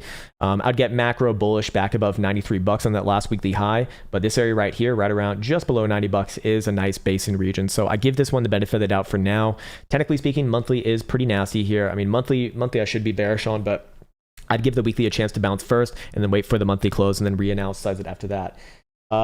Is it better to have a less sloping up 200?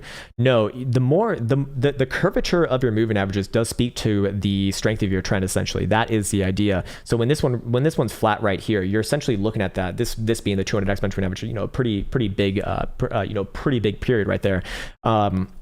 When that one goes flat, what is it telling you? It's telling you that we're consolidating right now. The shorter period moving averages are telling you about the short-term trend into that region. So in this case right here, it is consolidating around the prior low, and I'd give it a chance to bounce there first, and then if this one actually does want to break down, that's when I get very bearish on this one. You also asked about gold. I typically don't like it when we do 2-in-1, but that's okay, because because gold's actually really fucking interesting right here, and gold actually is acting as you would want it when everything else is showing a little bit of weakness right now. Gold, a hidden bullish divergence on last monthly low. Again, I'll say that was a monthly. That's a fucking monthly chart right here. So I actually would be looking for continuation on this rally over the next month or two, probably up to about just under $2,000. In fact, going down to a daily. Let's see. Going down to a daily. Yes, so this is the one that you're talking about, a golden cross on. I actually don't like this golden cross as much. This is not a perfect one. Now, I would be looking for a short-term momentous move, probably up to your last like major high within that range. That's about 1950-ish region. But I really want to see price action a lot closer to this. But for right now, yeah, I'd be looking for this run to generally move up towards about 1950, maybe in the next couple months here, and maybe the monthly takes over after that. But for now, good enough. Good enough for continuation. Oh, and is that 60K CME gap closed? Looks enough. Is a CME gap at $60,000 closed? You're talking about this one right here. Yes, I would say so. Wick to wick, we basically retested it right here, clean rejection, and guess what? That's your last lower high as well on Bitcoin. I mean, that's honestly the really, really scary portion about this. So again, the next major things that I really want to see on Bitcoin is I want to see an uptrend on a respectable time frame. Now, you obviously have to start with the lower term time frames when you are kind of digging yourself out of these holes. So you start with the hourly, then you go to the 2 hour, 4 hour, blah, blah, blah, blah. But realistically, you want to see it on the daily. And in this case right here, Bitcoin's not putting an uptrend anytime soon on a daily. I mean, your last daily lower high was here, $58,000, $59,000 essentially. And we haven't even seen anything resembling such since. So as it stands right now, this, if you are looking at this as a Wyckoff, where's your throwback? Here's our throwback right here, right around $45,000 a few days ago. But now the question is, do we see redistribution or do we see accumulation phase? And that's going to take some time. That's very likely to take some time. Okay, cool. All right, silver also looking pretty damn good too, last I checked. Tom Yao says, thanks for your analysis on the ICP. Would you also take a look at SNX on Binance 4 hour and daily? By the way, SNX follows Matic very closely. Okay, then I imagine this one's gonna have a pretty impressive chart, so let's check it out. SNX USD, and you said Binance in 4 hour and daily.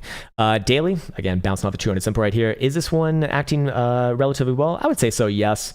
Again, this one not as strong as your Matic. I think Matic is significantly stronger than this one, to be fair, if you're making a relationship between each other. But if they do play with each other, I'd imagine this one does benefit rather well from Bitcoin holding up. Technically speaking, daily still in an uptrend here as well. I mean, where's our last low? Our last low is right here, right around 1380. Where's our last high? Well, it's all the way up at 23.25. So you're probably gonna go into a little bit more of a consolidation. I'd be looking for a range, basically, a range between, well, if I guess this was on a weekly, probably. Yeah, that was, no, it wasn't even on a weekly. What the fuck was I making this on? I was making this on a nothing.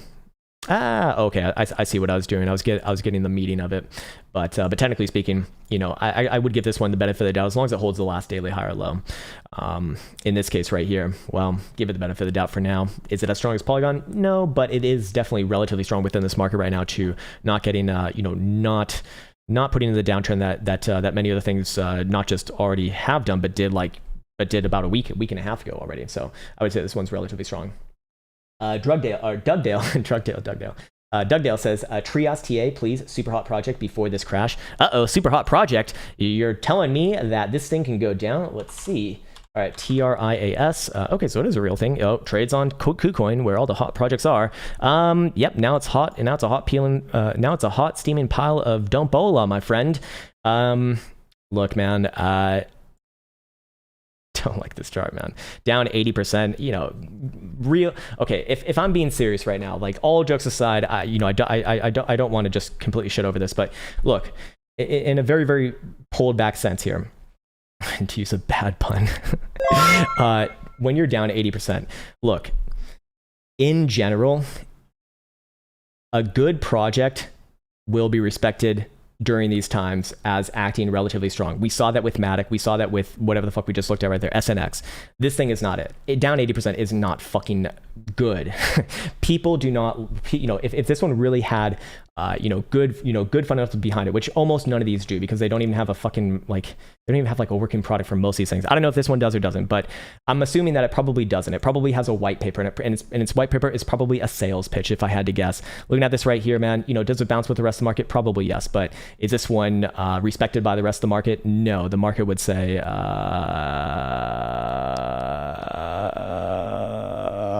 Cue Lexington Steel.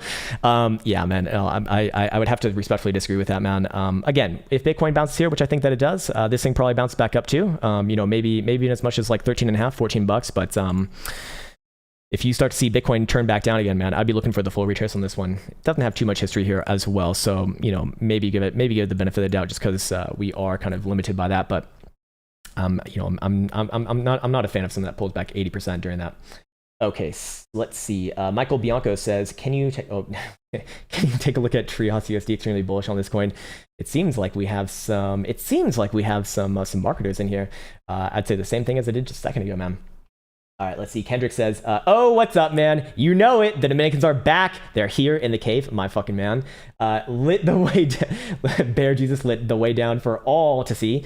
Shout out to an angel only known as Ashley's dad. Ashley's dad, shout out to you. You are an angel, sir. You are an angel, sir. Always love seeing Kendrick, man.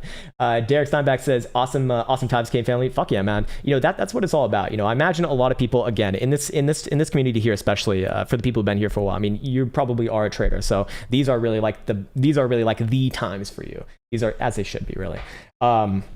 Anyways, we are reborn. Thanks, Krown, and all who contribute to our skills and knowledge on the path. Fuck yeah, man. There you go, my friend. It sounds like you're having a damn good day. And I totally understand that a lot of people do not have a good last 24 hours, let alone maybe last like a week and a half. But you got to look at the opportunities, my friends. You got to look at the opportunities. Dustin Malatesta says, do you think hyperinflation would pull Bitcoin out of a bear market? Well, as far as I see right now, I'm not necessarily okay. If you're asking a theoretical question about that, well, the answer would be yes. Do I think that that's what's happening? No, no, I do not. And you're asking pull Bitcoin out of a bear market. This is not a bear market right now. This is not a bear market as it stands right now. Bitcoin is playing out a technical pullback here. Look, man, there's nothing bear market about going 3x off your prior all-time highs. I mean, and basically from October of last year, we went up 500%, basically breaking the macro range. That's when this channel really started to get like macro bullish on this asset. So would I be calling this a bear market when Bitcoin plays out a pullback from that after basically not pulling back at all? No, not at least not yet. A bear market, at least in the way that I define it, and the way that I've learned it, is I want to see a weekly downtrend, or I want to see like all major moving averages having a negative slope on a higher term time frame. Maybe a daily if you're a little bit more aggressive on an asset that doesn't have too much history. And we actually don't even see that on the daily over here. We do see the 200 exponential average is starting to get flat. 200 simple still remains positive. 377 is getting flat as well, but all the major moving averages are downward slope. So it is, it's getting close here, and I would say it is going to be a bear market below 30,000, below 30,000 bucks on any sort of a higher term time frame closure. Yes, that will be. I'd even say 32,000 bucks in this case. 32,000 bucks is kind of my line in the sand for this one, and I would be looking for a more concerted downside. But this right here, this has been extremely fast. I would not define it as such, but. Yeah, anyways, your question is, provided people don't choose Doggy or Comrocket as the people's store of value, I don't think it matters, man. I think people are about to learn their lesson with Doggy. Comrocket, though, we unfortunately can't even look at on the charts, and I'd absolutely love to. Unfortunate, man. Very unfortunate. Matic is a layer 2 solution for Ethereum, says Cosmos Extension. Interesting. So it's whatever it is, man, it seems like the market really likes it. So what I would say about Matic, and this is actually a really good thought experiment to do right now, based off of our prior conversation with symbol Trios. Again, I'm not trying to shit on you right now, but Trios versus Matic. Matic gets respected in a dump like this. Yes, it still does dump. It's not, it's not going to be protected from the overall market cycles, but it certainly does not dump as much. That tells me, without even knowing anything about it, that it is very likely a good product, or sorry, a very, very, very likely a good project. Maybe they even have a working product. Who the fuck knows? For Trios, I would express grave concern. We'll say I'd be very skeptical about it. At least as it stands. There he is, Bitcoin Hamilton. What's up, brother? What's up, man? Jesus Christ, man. Let's see, what else do we have? Jesus, crazy day, fucking crazy day. Where did I leave off? Oh my god, I just lost a lot of the comments here. Let me see if YouTube saved them over here. Maybe I can pull them up right here. Let's see. Holy fuck, man. Why so many spammers today too? Jesus. All right, where did I leave off? Where was it? Okay, I'm going to pull back all the way that I can here. Okay, see Hamilton. What's up, Hamilton? Guys, check out Hamilton's channel, by the way, as well. Great guy. I've actually tuned into a few of your streams, man. It's good. It's good shit. Hambone Crypto says, morning, BPro USD daily took a bit of profits. Not enough, however. It's never enough.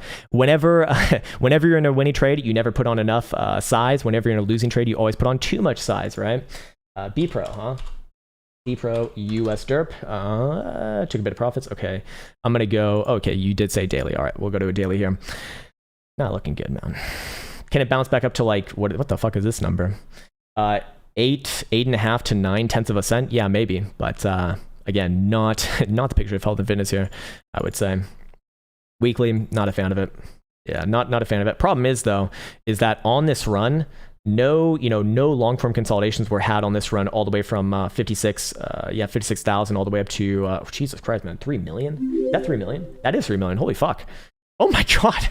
Oh my god. So the problem is with this, the way you go up is the way you come down. And in this case, I imagine Bitcoin shows any weakness, this thing's going to get absolutely fucking murdered.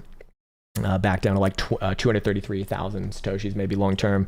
Up only, says Live City. I respect the Kobe and I respect the ledger, but I'm not so sure about that statement right now, man.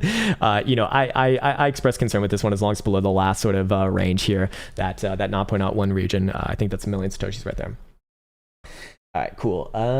Let's see. Raphael Vanderberg says, motherfucker, you said 4chan is photoshopped? No, I did not say it's photoshopped. I said I do not know if it's photoshopped. I'm not familiar enough with 4chan to know if you could perhaps like manipulate something like that after the fact and make it look like, oh shit, someone's an insider and they know exactly what's going to happen. I don't know that, man. I don't know that. I don't know that. So I'm not saying that it's photoshopped. I just don't know. I was just presenting that information. That's like an interesting thing, just an interesting thing to kind of be looking at. Philson says, are we dead? Sir, we're all alive right now. You, my friend, are very much alive. Feel that in your heart. Your heart is beating. Your heart is pumping. You're awake, sir. You can blink your eyes. You can drink some water. You can eat some food. You just are worth a lot less money. I couldn't help myself, man. Yeah, man. We're still alive, man. We're still alive. Look, if you did here's what I would like to say. If you did have a bad last like week and a half, understand that, yeah, it fucking sucks, man. Look, I've sort of been there myself too, and I think most people who have seen success over a long period of time frame, if you've even been in Smart for 3 years, I'd say that is success in and of itself. I've been doing this for more than 10 years now, and I can tell you straight up, man, like those sorts of situations, they can be major turning points if you let it be. What do you need to do in order to make that a turning point? Well, you need to internalize the lesson. The market is teaching you something right now. The market is teaching you, look, all these fucking memes within this market, it's garbage, it's bogus, it's bullshit.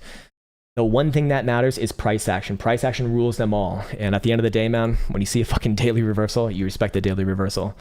That is a hard and set rule. That is a hard and set rule. If you trade against a daily trend, you trade at your own peril, my friend. Okay, sweet. Hoju42. Got it. Yes. Let's see. Alt perp 1 day looks like Head and Shoulders forming. All right, let's check it out.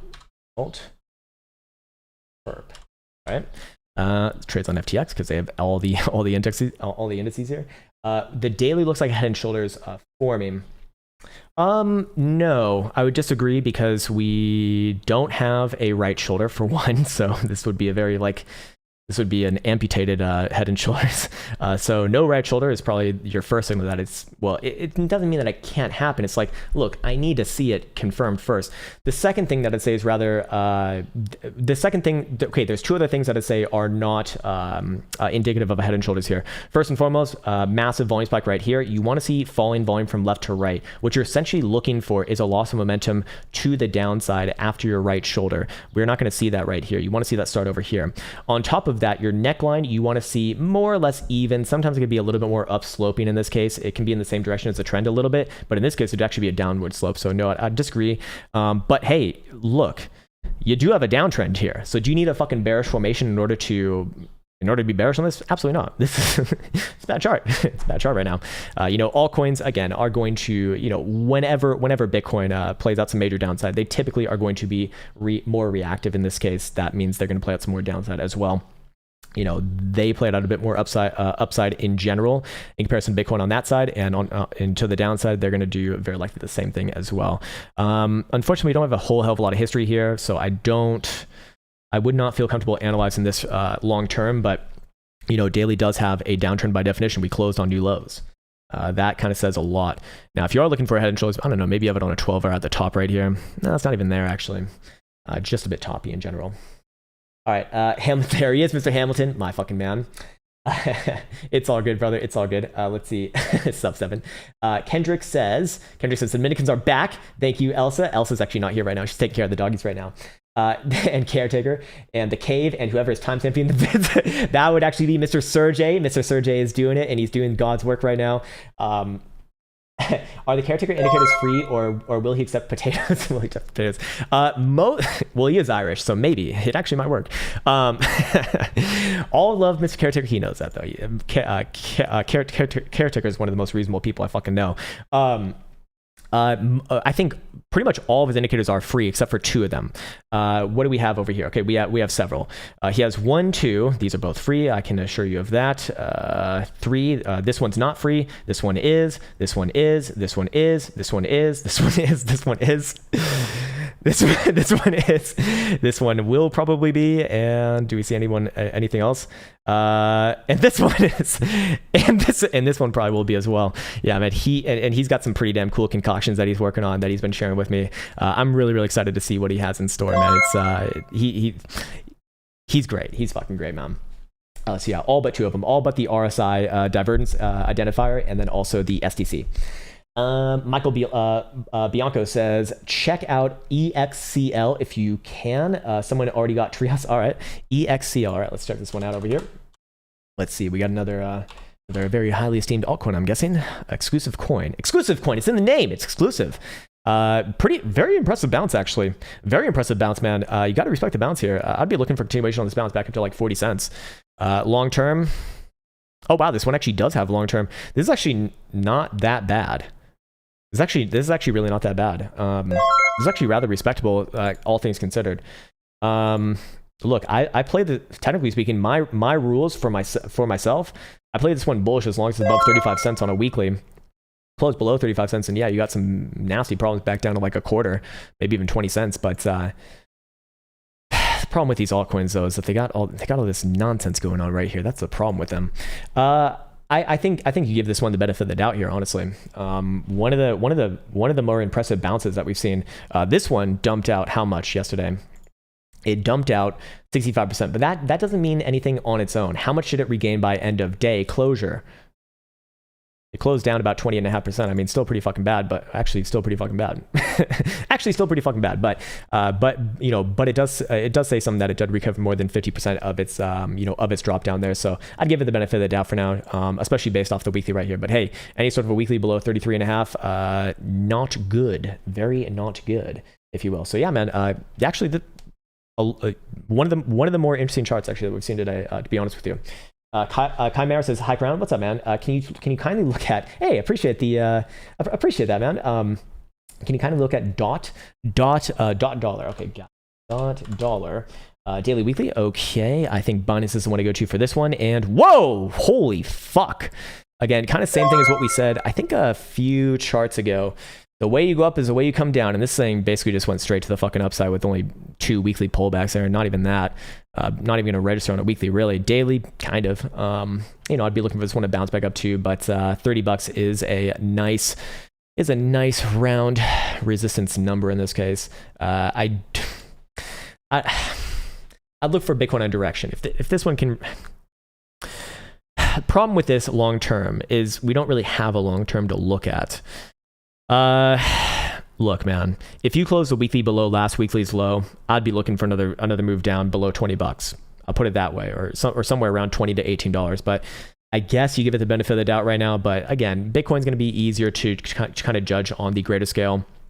very likely does bounce off this region. I'd be looking at $30 as, a medium-term resistance. If it can start to play back up there, maybe it reclaims this range. But at least for now, I'd expect, or at least I'd say resistance right around $30 and see how it acts right there and come back maybe over the next couple days. Be cool, baby, says Mac W. That's right, man. Be cool. There's ladies in the house right now. There's also, oh fuck, I got rid of her. Also, Caitlyn Jenner's here too. Benny B says, hey, bro, and that is. With all due respect, I love Caitlyn Jenner. She's the best. She is absolutely the best. And note that I said she as well. See, I'm playing well. I'm doing it, baby. I'm doing it. No, man, actually, no hate for that. Although there is a reason why you probably should not respect Caitlyn Jenner that much. Because she's killed someone. She actually fucking killed someone. I think that's a problem. But hey, Woman of the Year. That's kind of ridiculous, man. How can you fucking kill someone? How can you fucking... I mean, look, I guess we all make mistakes, but some people make mistakes and kill people, other people. We have lived in a crazy world, my friends. No comment on that. All right, Benny B says, hey, bro, what's up, man?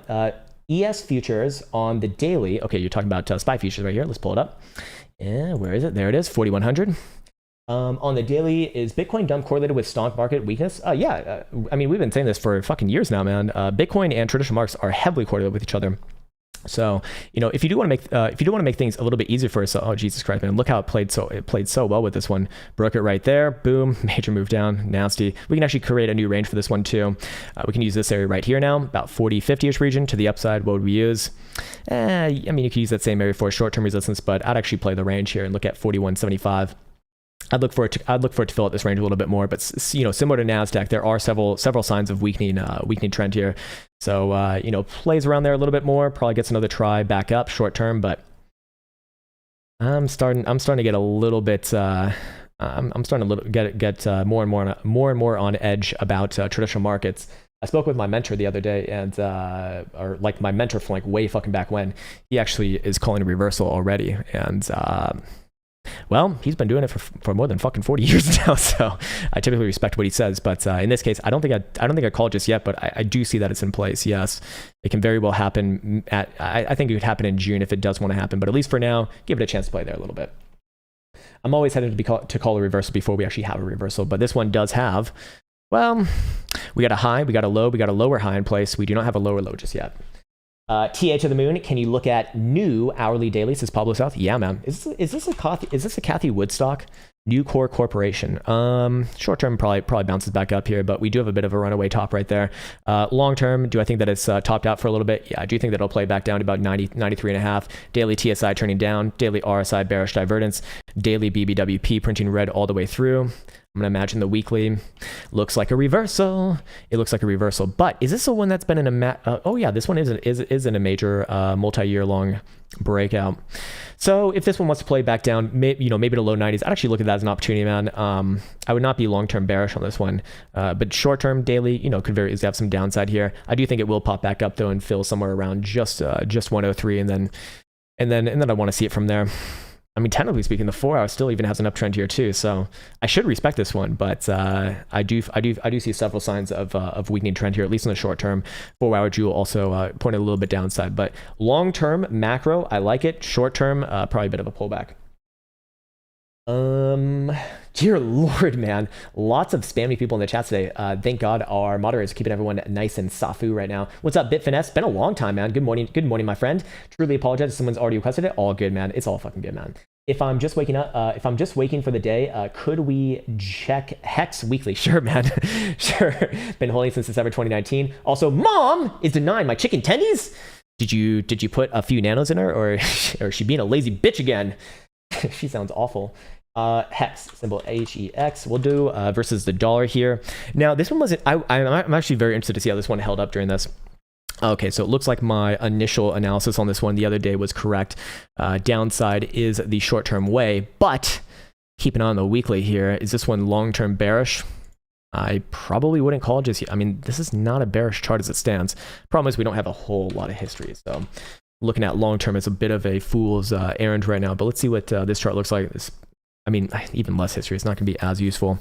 Short-term, a bit of downside. I wouldn't be surprised to see this thing come back down and base around like just under 4 cents region, but I'd give it the benefit of the doubt, at least for now.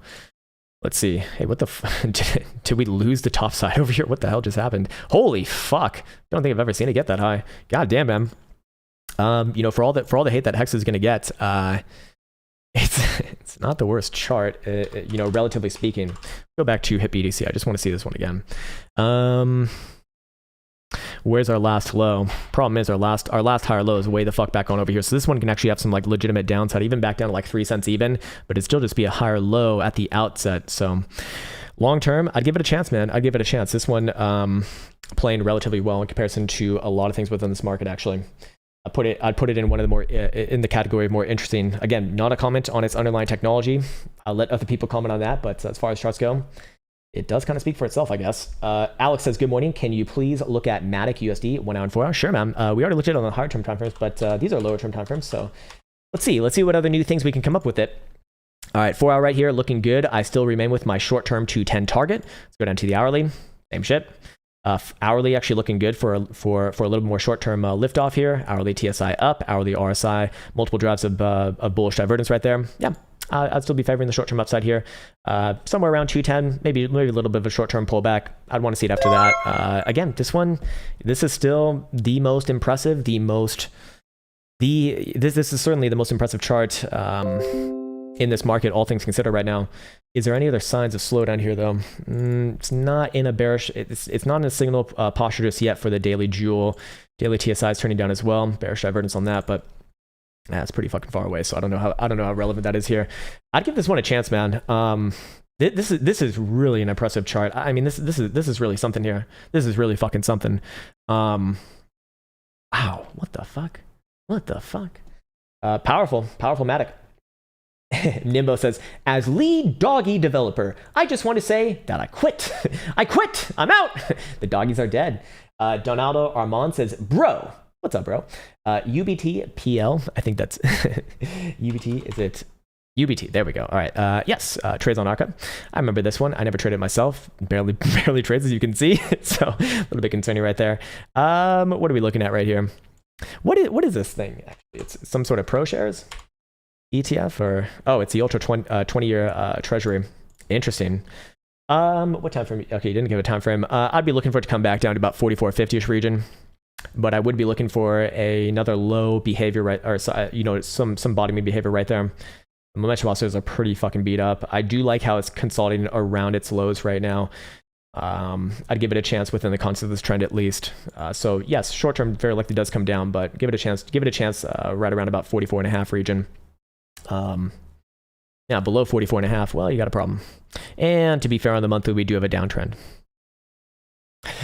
Tomatoes. In this case, I'd give it a chance to bounce first off this level and then come back to it after that. If the bounce can get back above 48.60-ish region, 48.80, whatever the fuck that number is right there, I'd be looking for this one to pop back up somewhere around about 54 to 55. But that, you know, there's a lot of ifs right there. At least short term down, I'd be looking for a bounce off here. Let's see if the bounce gets above this last little prior high, and then you could look for some actual upside there. Let's see, what else do we have? Holy fucking moly today. Holy moly, man. Where? Damn it. Oh, come on, YouTube. Don't do this right now. Yes, okay, we got it. Ken Doble, what's up, man? Ken Doble has no message. Ken Doble, why? Oh, there it is. Okay, see. Hi, Senpai Krown. Been in the cave since 2019. Fuck yeah, man. Holy shit. OG time. Missed the secret TA. Yeah, man. You know what's funny? A lot of people think that I got rid of the secret TA for some like conspiracy reason. The reason why I got rid of it is because it stopped working. like literally the bot broke. I think people were requesting too much BB trap over there, and it had enough of that. And then Veronica said, "Go fuck yourself." Unfortunately, can you please look at still SVL Silver Miners? Okay, SVL. Silver Mines, I guess we go ASX on this one. Is that what we're looking at? On daily and weekly. Okay. I am bullish on silver right now, so I'm probably going to be bullish on the miners. Yep, I'd be very bullish on this. Weekly TSI turning up, weekly RSI, multiple drives of hidden bullish divergence on an uptrend on the weekly, right above or right about to break the 200 exponential average. I'd be looking for this one to trade back up to like 62 cents. I really like this. And also volatility popping back up here too. Yeah, good. Very, very good. Very, very good, actually. I am bullish on silver too, so I'd imagine this one's probably gonna be fine as well. Could have put in a major inverted head and shoulders over time as well, maybe, but you know, at least for now, I'd give this one some upside. like some actual upside. This is looking good. This is a very good setup right here. No reason to be bearish on this thing as long as it's above about 22 cents. Below there, yeah, you can get bearish again, but I give this one, I'd be bullish on this one overall. I see Mr. 777. Good morning to you, Captain. Good morning to you. Let's see. Lamb substitute. Silence of the Lambos right now. Okay. I'm awake now. We are gonna go below 40,000 bucks again. Well, actually, we are below 40,000 bucks again. You are right. But again, a highly volatile asset. I'm inclined to say that you're gonna see a lot of swings here. Now, what I do like about this last 4-hour close, or sorry, this is a 6-hour close. Let's see what the 4-hour close did. Okay, what I like about the 6-hour close. Here's a secret in trading. Find a time frame that confirms what you want to see. There you go. No, that's obviously facetious. Look, if you're trading on a time frame, fucking stick on that time frame. Even if another time frame is giving you a signal. I saw a lot of people doing this on the way down, saying like, I'm gonna buy the 4-hour 200. It's like, okay, you can buy the 4-hour 200, but you got to trade that. You can't just do that and then say no, but now it's gonna hit the daily chart. It's like no. You just fucked your edge to smithereens right there, my friend. 6-hour does have a bullish engulfing dildo right there, and we do see 6-hour TSI looking for a turn up. 6-hour RSI, no bullish divergence. Fucking brutal market. Bitcoin Sarah, welcome, ma'am. Nice doggy there too. Actually, really cute doggy. Is that a lab? No, it's not. Maybe it's a lab. It looks like a curly dog. Looks really cute actually. Welcome to the cave. Check in. Hey, what's up, Solverine? Morning Crown. Got wrecked. Not following my plan yesterday. I won't say it because you already know what I'm gonna say. You already know what I'm gonna say. Want to talk about learnings you had from your earlier downsides? Wish you a great day. Okay. So learnings. Okay, basically, what did I learn from losing a shit ton of money? It's always painful as fuck to talk about, man. It doesn't get easier over time, I'll tell you that. Okay, so if you're not familiar with the story, basically I blew out my whole fucking account about 2 to 3 years after I became a professional trader. It was maybe the most emotionally devastating experience I think I've ever gone through, being completely broke, like literally actually no money, like actually no fucking money. So the way that I got into that first and foremost is, well, as you apparently had experience as well, I did not follow my plan. I thought that I was smarter than the market. I thought that I knew more. I thought that because I had been getting mentorship from, some very successful traders who have been doing it for 30 to 40 years, 2 guys especially, I thought that I, had this special skill and I couldn't be wrong. And I was having a lot of success, which played into that. So what always happens before the great fall is like what the Greeks called hubris, right? You think that you're better than what you are. And I think it's like in a religion's context for that. So maybe not the best example there. But my point is that you basically get your ego gets inflated in a sense because it's very difficult to do that when you're in a mid to low 20s and you're making like what is big money to you at the time. And then what happens after that? The market pulls down your pants, Bear Jesus comes inside of you and says, have a shish kebab in your Angus to your mouth hole, sir, and enjoy.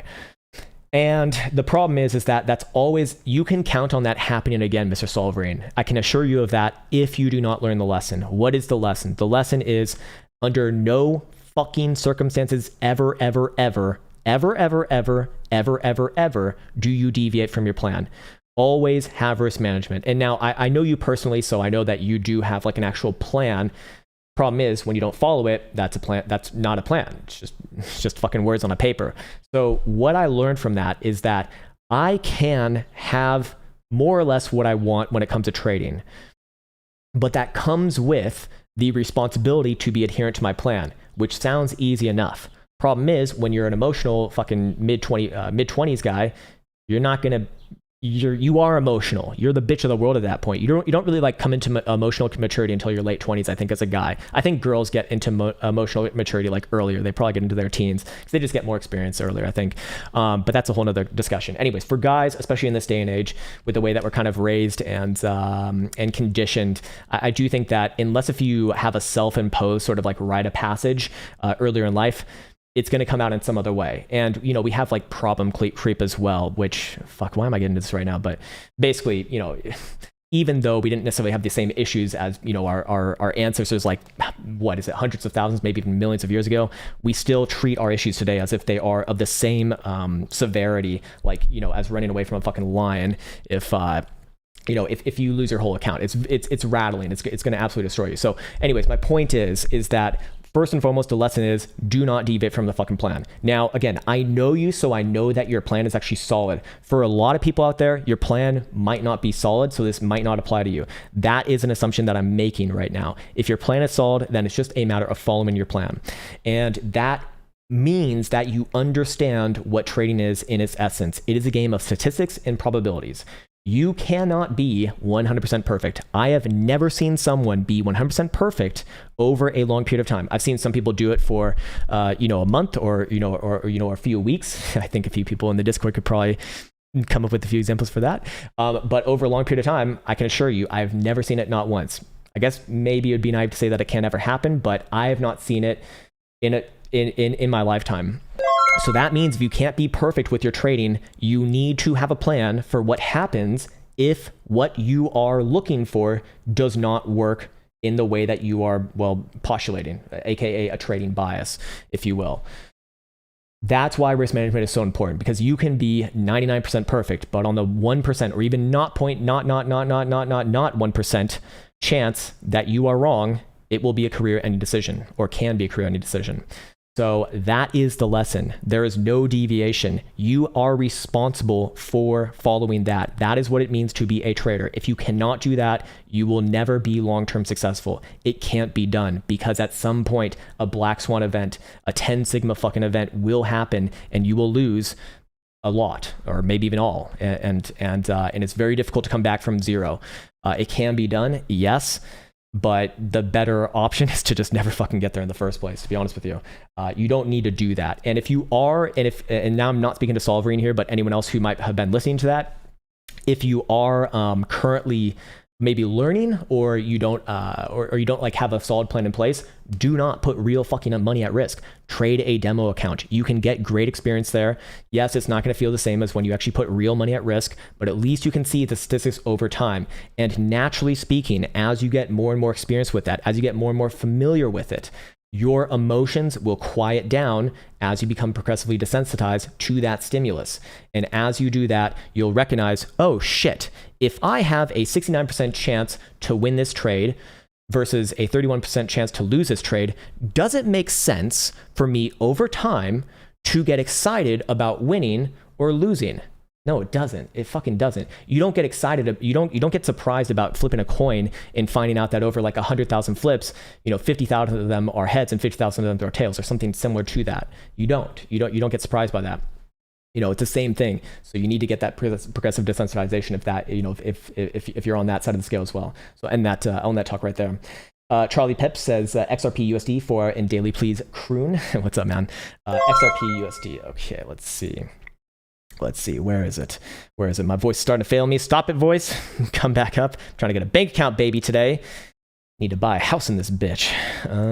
Actually, no, I can't buy a house anymore. I'm poor now with Bitcoin going down. Oh, it's over.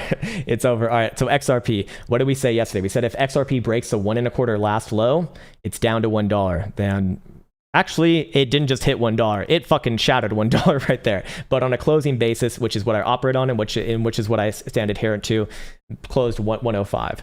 I would give it a chance to bounce right here. Probably plays back up to 1.25. But I'd look for Bitcoin on direction on this one. I actually still don't hit XRP like super long term, but look, below your last weekly low, which, holy shit, we actually even got below that region too. Maybe I look for a closure and give it the benefit of the doubt. But hey, if you're aggressive here, you look at this and you say, this is fucked. And I'd be looking for maybe a continuation further down. But I guess within the context of this market, you do still go with the trend. And this one is still an uptrend, to be fair, on the weekly. Daily, not so much. But we'll just pretend that didn't happen. We'll go to the weekly instead. Again, remember, shift through the time frames until you see what you want. And in this case right here, I guess you give it the benefit of the doubt and you say, hey, as long as it's above that $1 pivot on a weekly closure, you can still give this one, at least some short-term bouncy bounces. But the second it closed below there, I'd be looking for big downside. And that probably comes alongside Bitcoin playing out some major downside too. So again, I think it's just easier to look for Bitcoin on direction here. It's I think it's the most obvious of them all. Below $32,000 is my major area for that. Some people might even say $35,000. I could maybe be on the same case as that as well. But at least for right now, I do think that Bitcoin plays back up to 42 or so. Let's see. Jorge, what's up, Jorge? Can you check out WKSP? Okay, WKSP. Work sport, trades OTC. Oh, this is gonna be good. Actually, it's pretty fucking good. Actually, really fucking good here. Hey, fair enough. Weekly TSI, good. Weekly RSI, good. Or sorry, this is a 4 hour. Wait a second. Wait a second.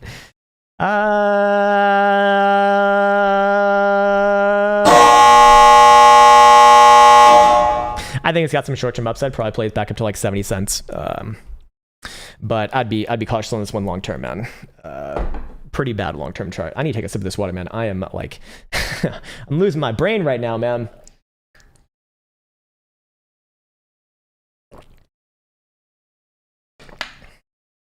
Alrighty, Ken Doble's back. He says, "Hi, Krown. Can you please look at SVL on weekly and daily? Looks ready." I think I think we looked at this one earlier. Maybe didn't catch it, but I believe you asked for it earlier. In fact, I'm gonna say the exact same things as it. Miss Secrets, yeah. Yeah, man. This is the same chart, and I believe you asked about it earlier. I do think that this one has some upside here. Short term, probably like 36 cents back around this prior high. Maybe a short term pullback from there, but long term, I'd be looking much higher. 50 cent plus. Anywhere between 51 and 58 looks good to me. Weekly TSI up, weekly RSI, hidden bullish evidence, volatility expanding within the context of a weekly uptrend. There's no reason to be bearish on this thing as long as it's above about 21 cents. What's up, Alex? How well did Matic hold? Really fucking well, man. Can it test all-time high again? If Bitcoin gets going here, yes. If Bitcoin pops back up to $42,000, I actually think it might. Matic is by and far away the best chart that we've seen in cryptocurrency land today. By and far.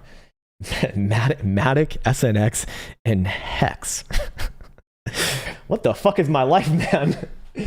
Robacha says, better long-term hold Nano Dimensions or Shopify? Nano Dimensions, I'm not familiar with this one. Shopify. Nano Dimensions, well, okay, here we go. You're not talking about like chicken tendies nano. You're talking about, okay, this is garbage. This is some hot I don't know. Do you like losing money? Then definitely hold this one. What about Spotify? All right, Spotify, give it to me, babe. Oh, we got two pieces of shit. Sir. Long term, I'd be looking for this one to come back down towards 190. The other one, I think looks a little bit worse. So it depends. I don't know how much money do you want to lose? Do you like losing a lot or a little bit less than a lot? Pretty fucking bad chart here. Wow. You know, it's going to bounce around, yes, but you specifically asked about long term. Short term, there's going to be bounces, yes. Long term, awful. Fucking awful. Okay, NNDM's machines can 3D print microchips and more, have their earnings pre-market today. Okay, so we can actually talk about this a little bit more for a second. NNDM. Fuck it. Get it wrong. All right, here we go. Okay, so when you come into earnings, there is some like just classic knowledge in traditional markets, and it is this. Good stocks rally into their earnings. You saw this with Apple, you saw this with Microsoft, you saw this with Facebook, and blah, blah, blah. Bad stocks, they do the opposite. This one is doing the opposite of that. Now, with that said, you are bringing up a really interesting point with this. This one, it seems like it's like some very nascent technology, perhaps. These things can pump it up out of nowhere. Spotify will not do that. Spotify will very likely not do that. This one potentially could. So if I'm looking for something to like punt long term, and you put a gun in my head, I'd say this one. But I don't like either of these charts like at all. I'd be looking for this one to come down to like $3. That's a 50% drop down there, man. So take it as you will, but maybe you have some insider information, perhaps. If that's the case, then then disregard anything that said. Bitcoin Sarah, what's up, Bitcoin Sarah? Will you check out DeFi chain? This coin in company C. Okay, what is the? I'll just type it in here. Let's see what pops up. DeFi chain. Okay, so it is a thing. All right, DeFi chain. I guess Rex or maybe Uniswap. Yeah, probably Uniswap actually. Oh, Jesus Christ, Sarah, what the fuck? Sarah, you just gave me AIDS in my eyes. Let's try this again. Maybe Bittrex. Bittrex, please respond. Gonna play with Bitcoin here. Look, you can make some excuses for it as long as it holds this low right here. I mean, it's literally right fucking there right now on a daily closure. Could we do this on a 12-hour? Yeah, we could do this on a 12-hour. I'd use a 12-hour right here at 280. As long as it's closing 12-hour dildos above there, I give it a chance to rally back up to like 3.25, 350-ish region maybe, and maybe give it the benefit of the doubt. It's pretty beat up here. It looks like it wants just a pity rally, regardless of whether you're bullish or bearish. But the second that it starts to close higher time frames below that 280 pivot, I'd be well, again, the way you go up is the way you go down. Johnny P says, "Hey Krown, what's up, man? Can we look at symbol VET? Hey VET, where's Josh? Josh is here. I know he's here, but symbol VET of USD, VET USD, bad." Holy fuck! Oh my god, Josh, you really did it at the right time. Oh my lord. This is no prisoners taken, no fucking quarter given. Lawrence of Arabia is coming into this bitch, and well, he's coming into this bitch actually. Shish kebabbing it all to hell. Wow. 85% down. Did recover quite a fair bit of it, to be fair. How much did it recover? 50. Oh Jesus, down only 50% on the daily. Down only 50% on the it's like, how did your day go? Well, it was going pretty bad. I was down 80%, but now I'm just down 57%. Just got this red dildo sticking in my mouth now. Before it was like a whole goddamn popsicle in this bitch. Yeah. Wow. Again, I have a feeling that this is more or less due to like very illiquid markets here. We don't see as many bottoming signals on symbol VET as we do on as what we spoke about earlier on Bitcoin. I would be looking for some short-term up alongside Bitcoin, however, maybe back up to like 14 cents, 13.5 to 14 cents region maybe. I don't feel as confident on it, but look for Bitcoin on direction is what I'd say on this one. 4 hour, yeah, maybe, yeah, rally back up to like 13 or so. Short term, but I really hesitate on the long term here. I mean, this is fucking nasty, man. It's fucking real nasty. Real nasty shit. There needs to be a sample of that with the real trap shit guy. Real nasty shit. Ophir Bentov he says nothing. Why do you say nothing, man? Well, I appreciate that, man. But feel free to feel free to have a comment, man. Oh no, he does have a comment. Okay, can you look at EOS USD on the daily? Yes. EOS symbol EOS USD, and you said daily specifically. Okay, I'm curious to see how this one held up. Wow. It seems like a lot of people were very quick to sell this one. Let's look at the daily right here.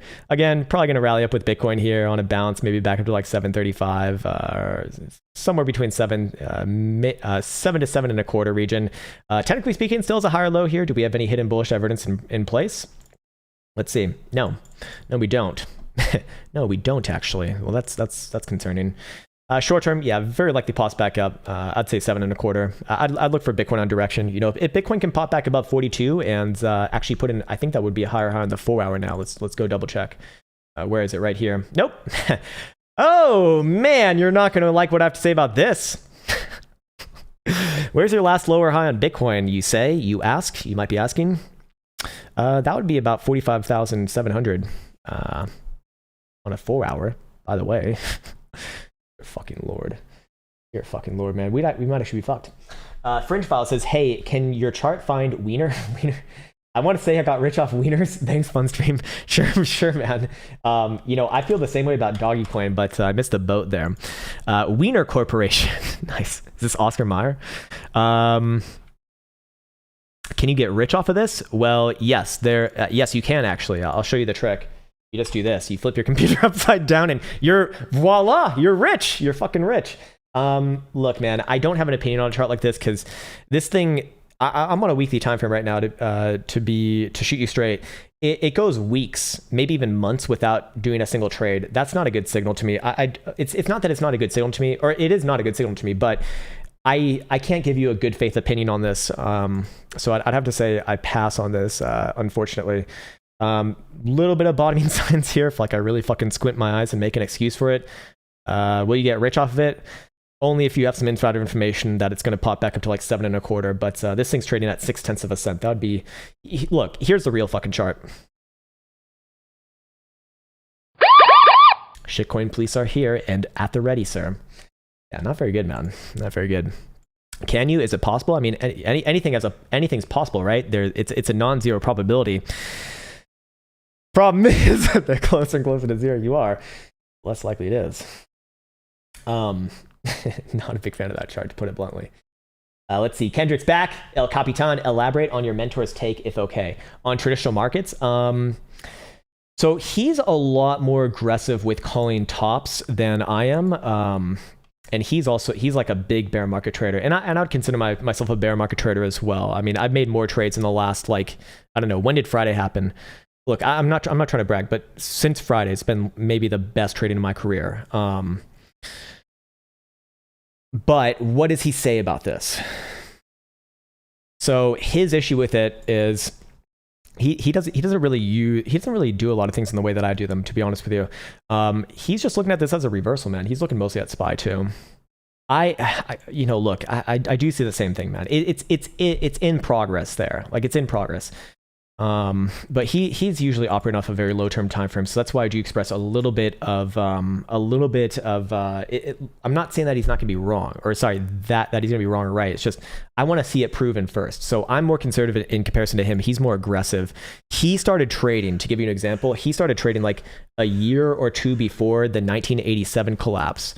And 1980, and so that's why he's like always kind of more on the downside angle.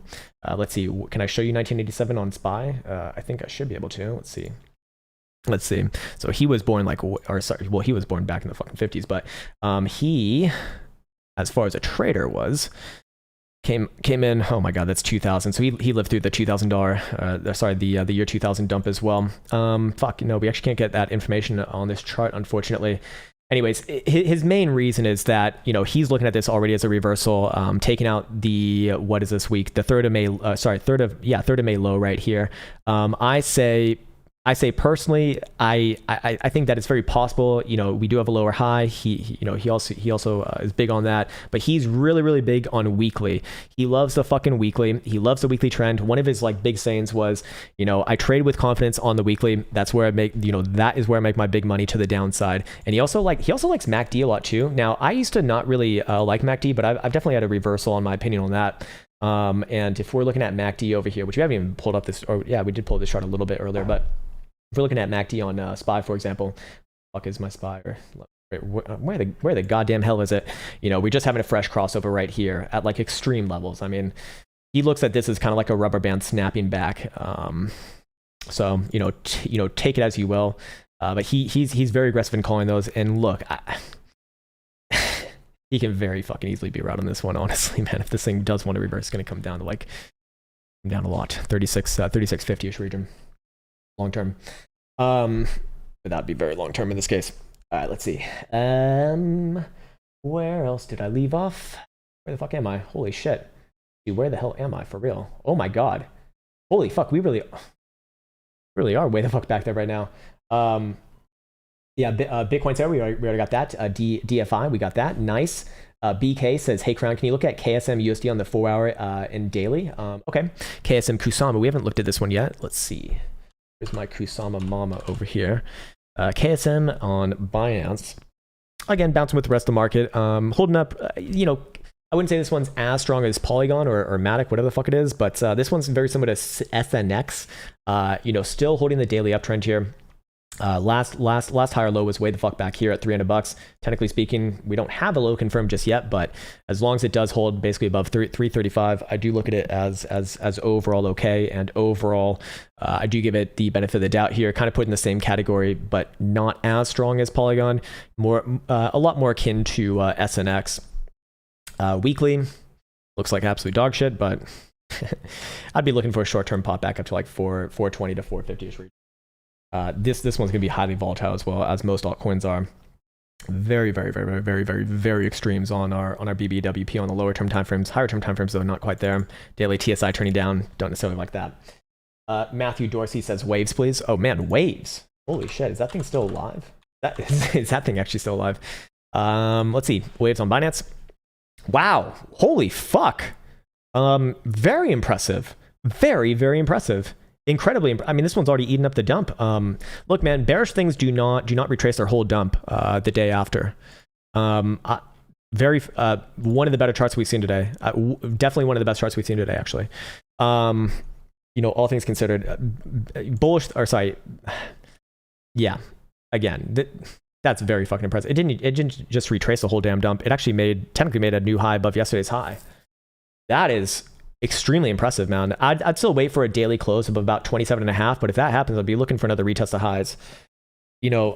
Again, I do think it's better to err on the side of what Bitcoin's doing here, but assuming this confirms a local low, which it is not just yet. It won't do it today unless we get, no, it won't do it today. Tomorrow's the earliest date that it could happen. If that does happen, we will have hidden bullish divergence on a higher low, on an uptrend, all the way up to a weekly. I don't hate that. Then again, weekly does have major bearish divergence potentially in progress here. So I give it the benefit of the doubt for now, but I really want to see what it is tomorrow. Today, it's definitely showing some promise. Tomorrow is what I really want to see, though. 4-hour TSI turning up, 4-hour RSI rejecting the bearish control, or the bearish critical zone. So do we have hidden bearish divergence on the other side already? Yeah, as long as we're below $29. So I'd probably be looking for a pullback from here and then maybe try again higher. But I really want to see this one tomorrow. This one definitely has some promise here. Anywhere below our last 4-hour low at about $18, very fucking bad. Looking for big retraces back down to like $14. Let's see. Humble Investor, what's up, man? Cake BUSD on Binance weekly and daily already. Cake BUSD. All right, we got the food tokens over here, or the food coins, whatever the hell they are. Again, gonna bounce with the rest of them, but this one definitely not definitely not in the category of relatively strong, I'd say today. Short term probably does pop back up just north of $20, like 20.5 region. But you're looking at weekly daily, so you don't care about that. You're talking about this time frame right here. Yeah, weekly can very easily play back up to like 23.5, but again, major bearish divergence on weekly right here. Do you give this one the benefit of the doubt or not? I think I look for Bitcoin in direction on this one, just because we don't have enough. Do we have enough history for me to really give an opinion on this one? Kind of not. At least short-term upside, man. I don't feel confident on the long-term on this one. As I do on many of these altcoins here, I think Bitcoin's either to watch for long-term direction right now. Look, if Bitcoin turns back down and takes out $35,000 to the downside, this whole mark's going to come down as well. That's what in my opinion matters most. Let's see. King Cosmic says, SPY, please, 1 and 4 hour, higher time frame. All right, so higher time frame on SPY is like a weekly. We already looked at that higher time frame earlier, so we can look at lower term time frames right now. Look at futures here too, as they're trading right now. And he said hourly. Let's see. Hourly, lower high in progress. I'd be looking for it to come back down 40-70-ish region. 4 hour. Same thing. I'd be looking for it to come back down to about 40-70-ish region. Probably try another bounce from there, but daily. Okay, daily, you got an obvious range here. Here's your last low, 40.50, which is quite close to 40.70. It's not fucking good. And last sort of lower high right here at about 41.69, it looks like.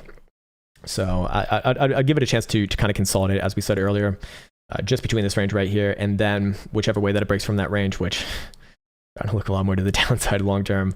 I'd be looking for a big move to like 30, just below $4,000. To the upside, we'd be looking for new highs, but I'll leave it at that, man. I'll leave it at that. Short term does look a little more downside though. Let's see what Momentum also is saying right now too. Let's see. Although I don't trust him as much in traditional. TSI, coming right around that zero read. Not going to give me much off that. 4 hour, not giving me much either. Yeah, again, I'm just looking for consolidation here in the short-term timeframes. And first and foremost, I'd probably be looking for another downside move and then probably another bounce off this region. The question is, does the bounce fail to get back above the last lower high or not? If it does, well, now you got 3 lower highs, and that's usually where the fun begins. Matt Speedhunter says, no chart request. I just wanted to buy you a beer. You're good, dude. Hey, I appreciate that, man. Awesome, brother. Fucking awesome. Definitely Australian. Australians are always the chillest of the chill. So I'd be more than happy to take you up on that, sir. Mr. Chris K, there he is. Another OG of the cave. My fucking man over there. My fucking man. Kimberly says, ha ha ha. She's having a laugh. Digital media dude says, Krown, sir. Are we in for a US market crash? I mean, I think we kind of spoke about this at length earlier. I don't really need to rehash on that. I'm not willing to say that just yet. I want to see a daily lower low first. Then, yes, we can talk about big moves down below 4,000. But until that happens, I give it a chance to consolidate within this region. And whichever way that it resolves this consolidation is the way that I'd look for another trending move. So I'll leave it at that. I wouldn't say just yet. I'm not that aggressive in calling a reversal on something that looks like this, which is technically speaking, just consolidating right now. Bitcoin Sarah again. We got you, Bitcoin Sarah, and she's a Bernedoodle. What's a Bernedoodle? I know what a doodle is, but I don't know what a Berna is. Really fucking cute dog though. Really cute dog. And my voice is getting me wrecked right now. Robotcha says retracted his message. How dare you? How dare you, sir? I just want to chat with my raspy lesbian voice right now. It's really getting scratchy here. Crypto Base said AMC for the mouth breathers. Simple AMC on your exchange. To be fair, I don't really hate it. I actually readjust this trend line right here. To be fair, it is an uptrend right now. Short term does come down, yes, but weekly, I respect it as long as it's above the 200 right here. And this is an ascending triangle. This is a reaccumulation for right now. I give that one the benefit of the doubt. A breakout above 14.5, and I would be targeting moves back up towards 21.25. So I give that one the benefit of the doubt. However, the second it breaks its last higher low at 9.5. Bearish, likely coming back down below $7. It'd be fucking nasty right there, but I give it the benefit of the doubt for right now. You didn't really give me time frame on that, so I'm just gonna go off of what is most simple right here on the long term. Short term probably does play back down though, probably back down to about $11, but doesn't really mean much for that major consolidation going on. Okay. Holy fuck, man. Oh my god, are we already at the end? No, we are not at the end. I think we got one more sirs and zers. All right, there we go. Mark Breedle says, hey Krown, what's up, man? Been watching since 2018. Okay, we got another OG coming out the woodworks. That's awesome, man. It's good to chat, with people who've been here for a long time, man. Don't be a stranger. Learned so much. The main thing is have a plan. Exactly, man. Have a plan because look, man, the longer that you stay in this game, the longer that you'll probably come into the same realizations as myself. Anything can fucking happen, man. Anything can fucking happen in this game. If you don't think that it can happen, it probably will happen. Look, fucking oil traded into negative territory last year. I didn't think that could. I thought that I'd seen it all before then. I didn't think that could happen. Just crazy shit, man. Crazy shit. I mean, that's one of the lessons that I really have learned. It's like, if you don't think it can happen, it's probably going to happen, actually. Something that you can fucking count on, man. Moore's Law or something. Okay, so you said, been watching since 2018, learned so much. The main thing is have a plan. Lol, shorted 49,540. Well, fucking nice, man. That's a better position than I took on that downside move. And took steps profit on the way down. There we fucking go, man. That's excellent, man. Fucking nicely done, baby. Nicely done, man. Holy shit, that is a hell of a trade, my friend. That is a hell of a trade. You did it perfectly. You did it absolutely fucking perfectly. You shorted whether you want to look at this as a Wyckoff distribution top or just a break of daily trend right here on the lower low. You shorted the failed bounce off that. Perfect. Then it sounds like you took steps profit on the way down. Fucking perfect, man. Fucking perfect. Donaldo Armand says, dear Krown, bro, what's up, man? Please redo Unibright short and medium term UBT. Redo it. Okay. Short and medium term, huh? All right, so you want to see very short term. Again, short term, I think it comes down, man. I think it comes down to like 44.5 to 48, 80-ish region. Something like that. Or that, sorry, that is a daily. So that'd be medium term for myself. Short term, same thing. I do think it will bounce from there, however. So short term down, medium term bounce, bounce from that region. All right, fellas, I think I got to shut it off right now. I'm at the bottom of the comments right now. My voice is beyond wrecked. I have a shit ton of things to do today. I got to go eat some steak as well. With that said, I want to say a massive thank you for everyone joining in. I know these have been some really, really fun and also devastating times, but at least we have each other, my friends. So with that said, I want to once again wish you the best of the best. Take care and hopefully see you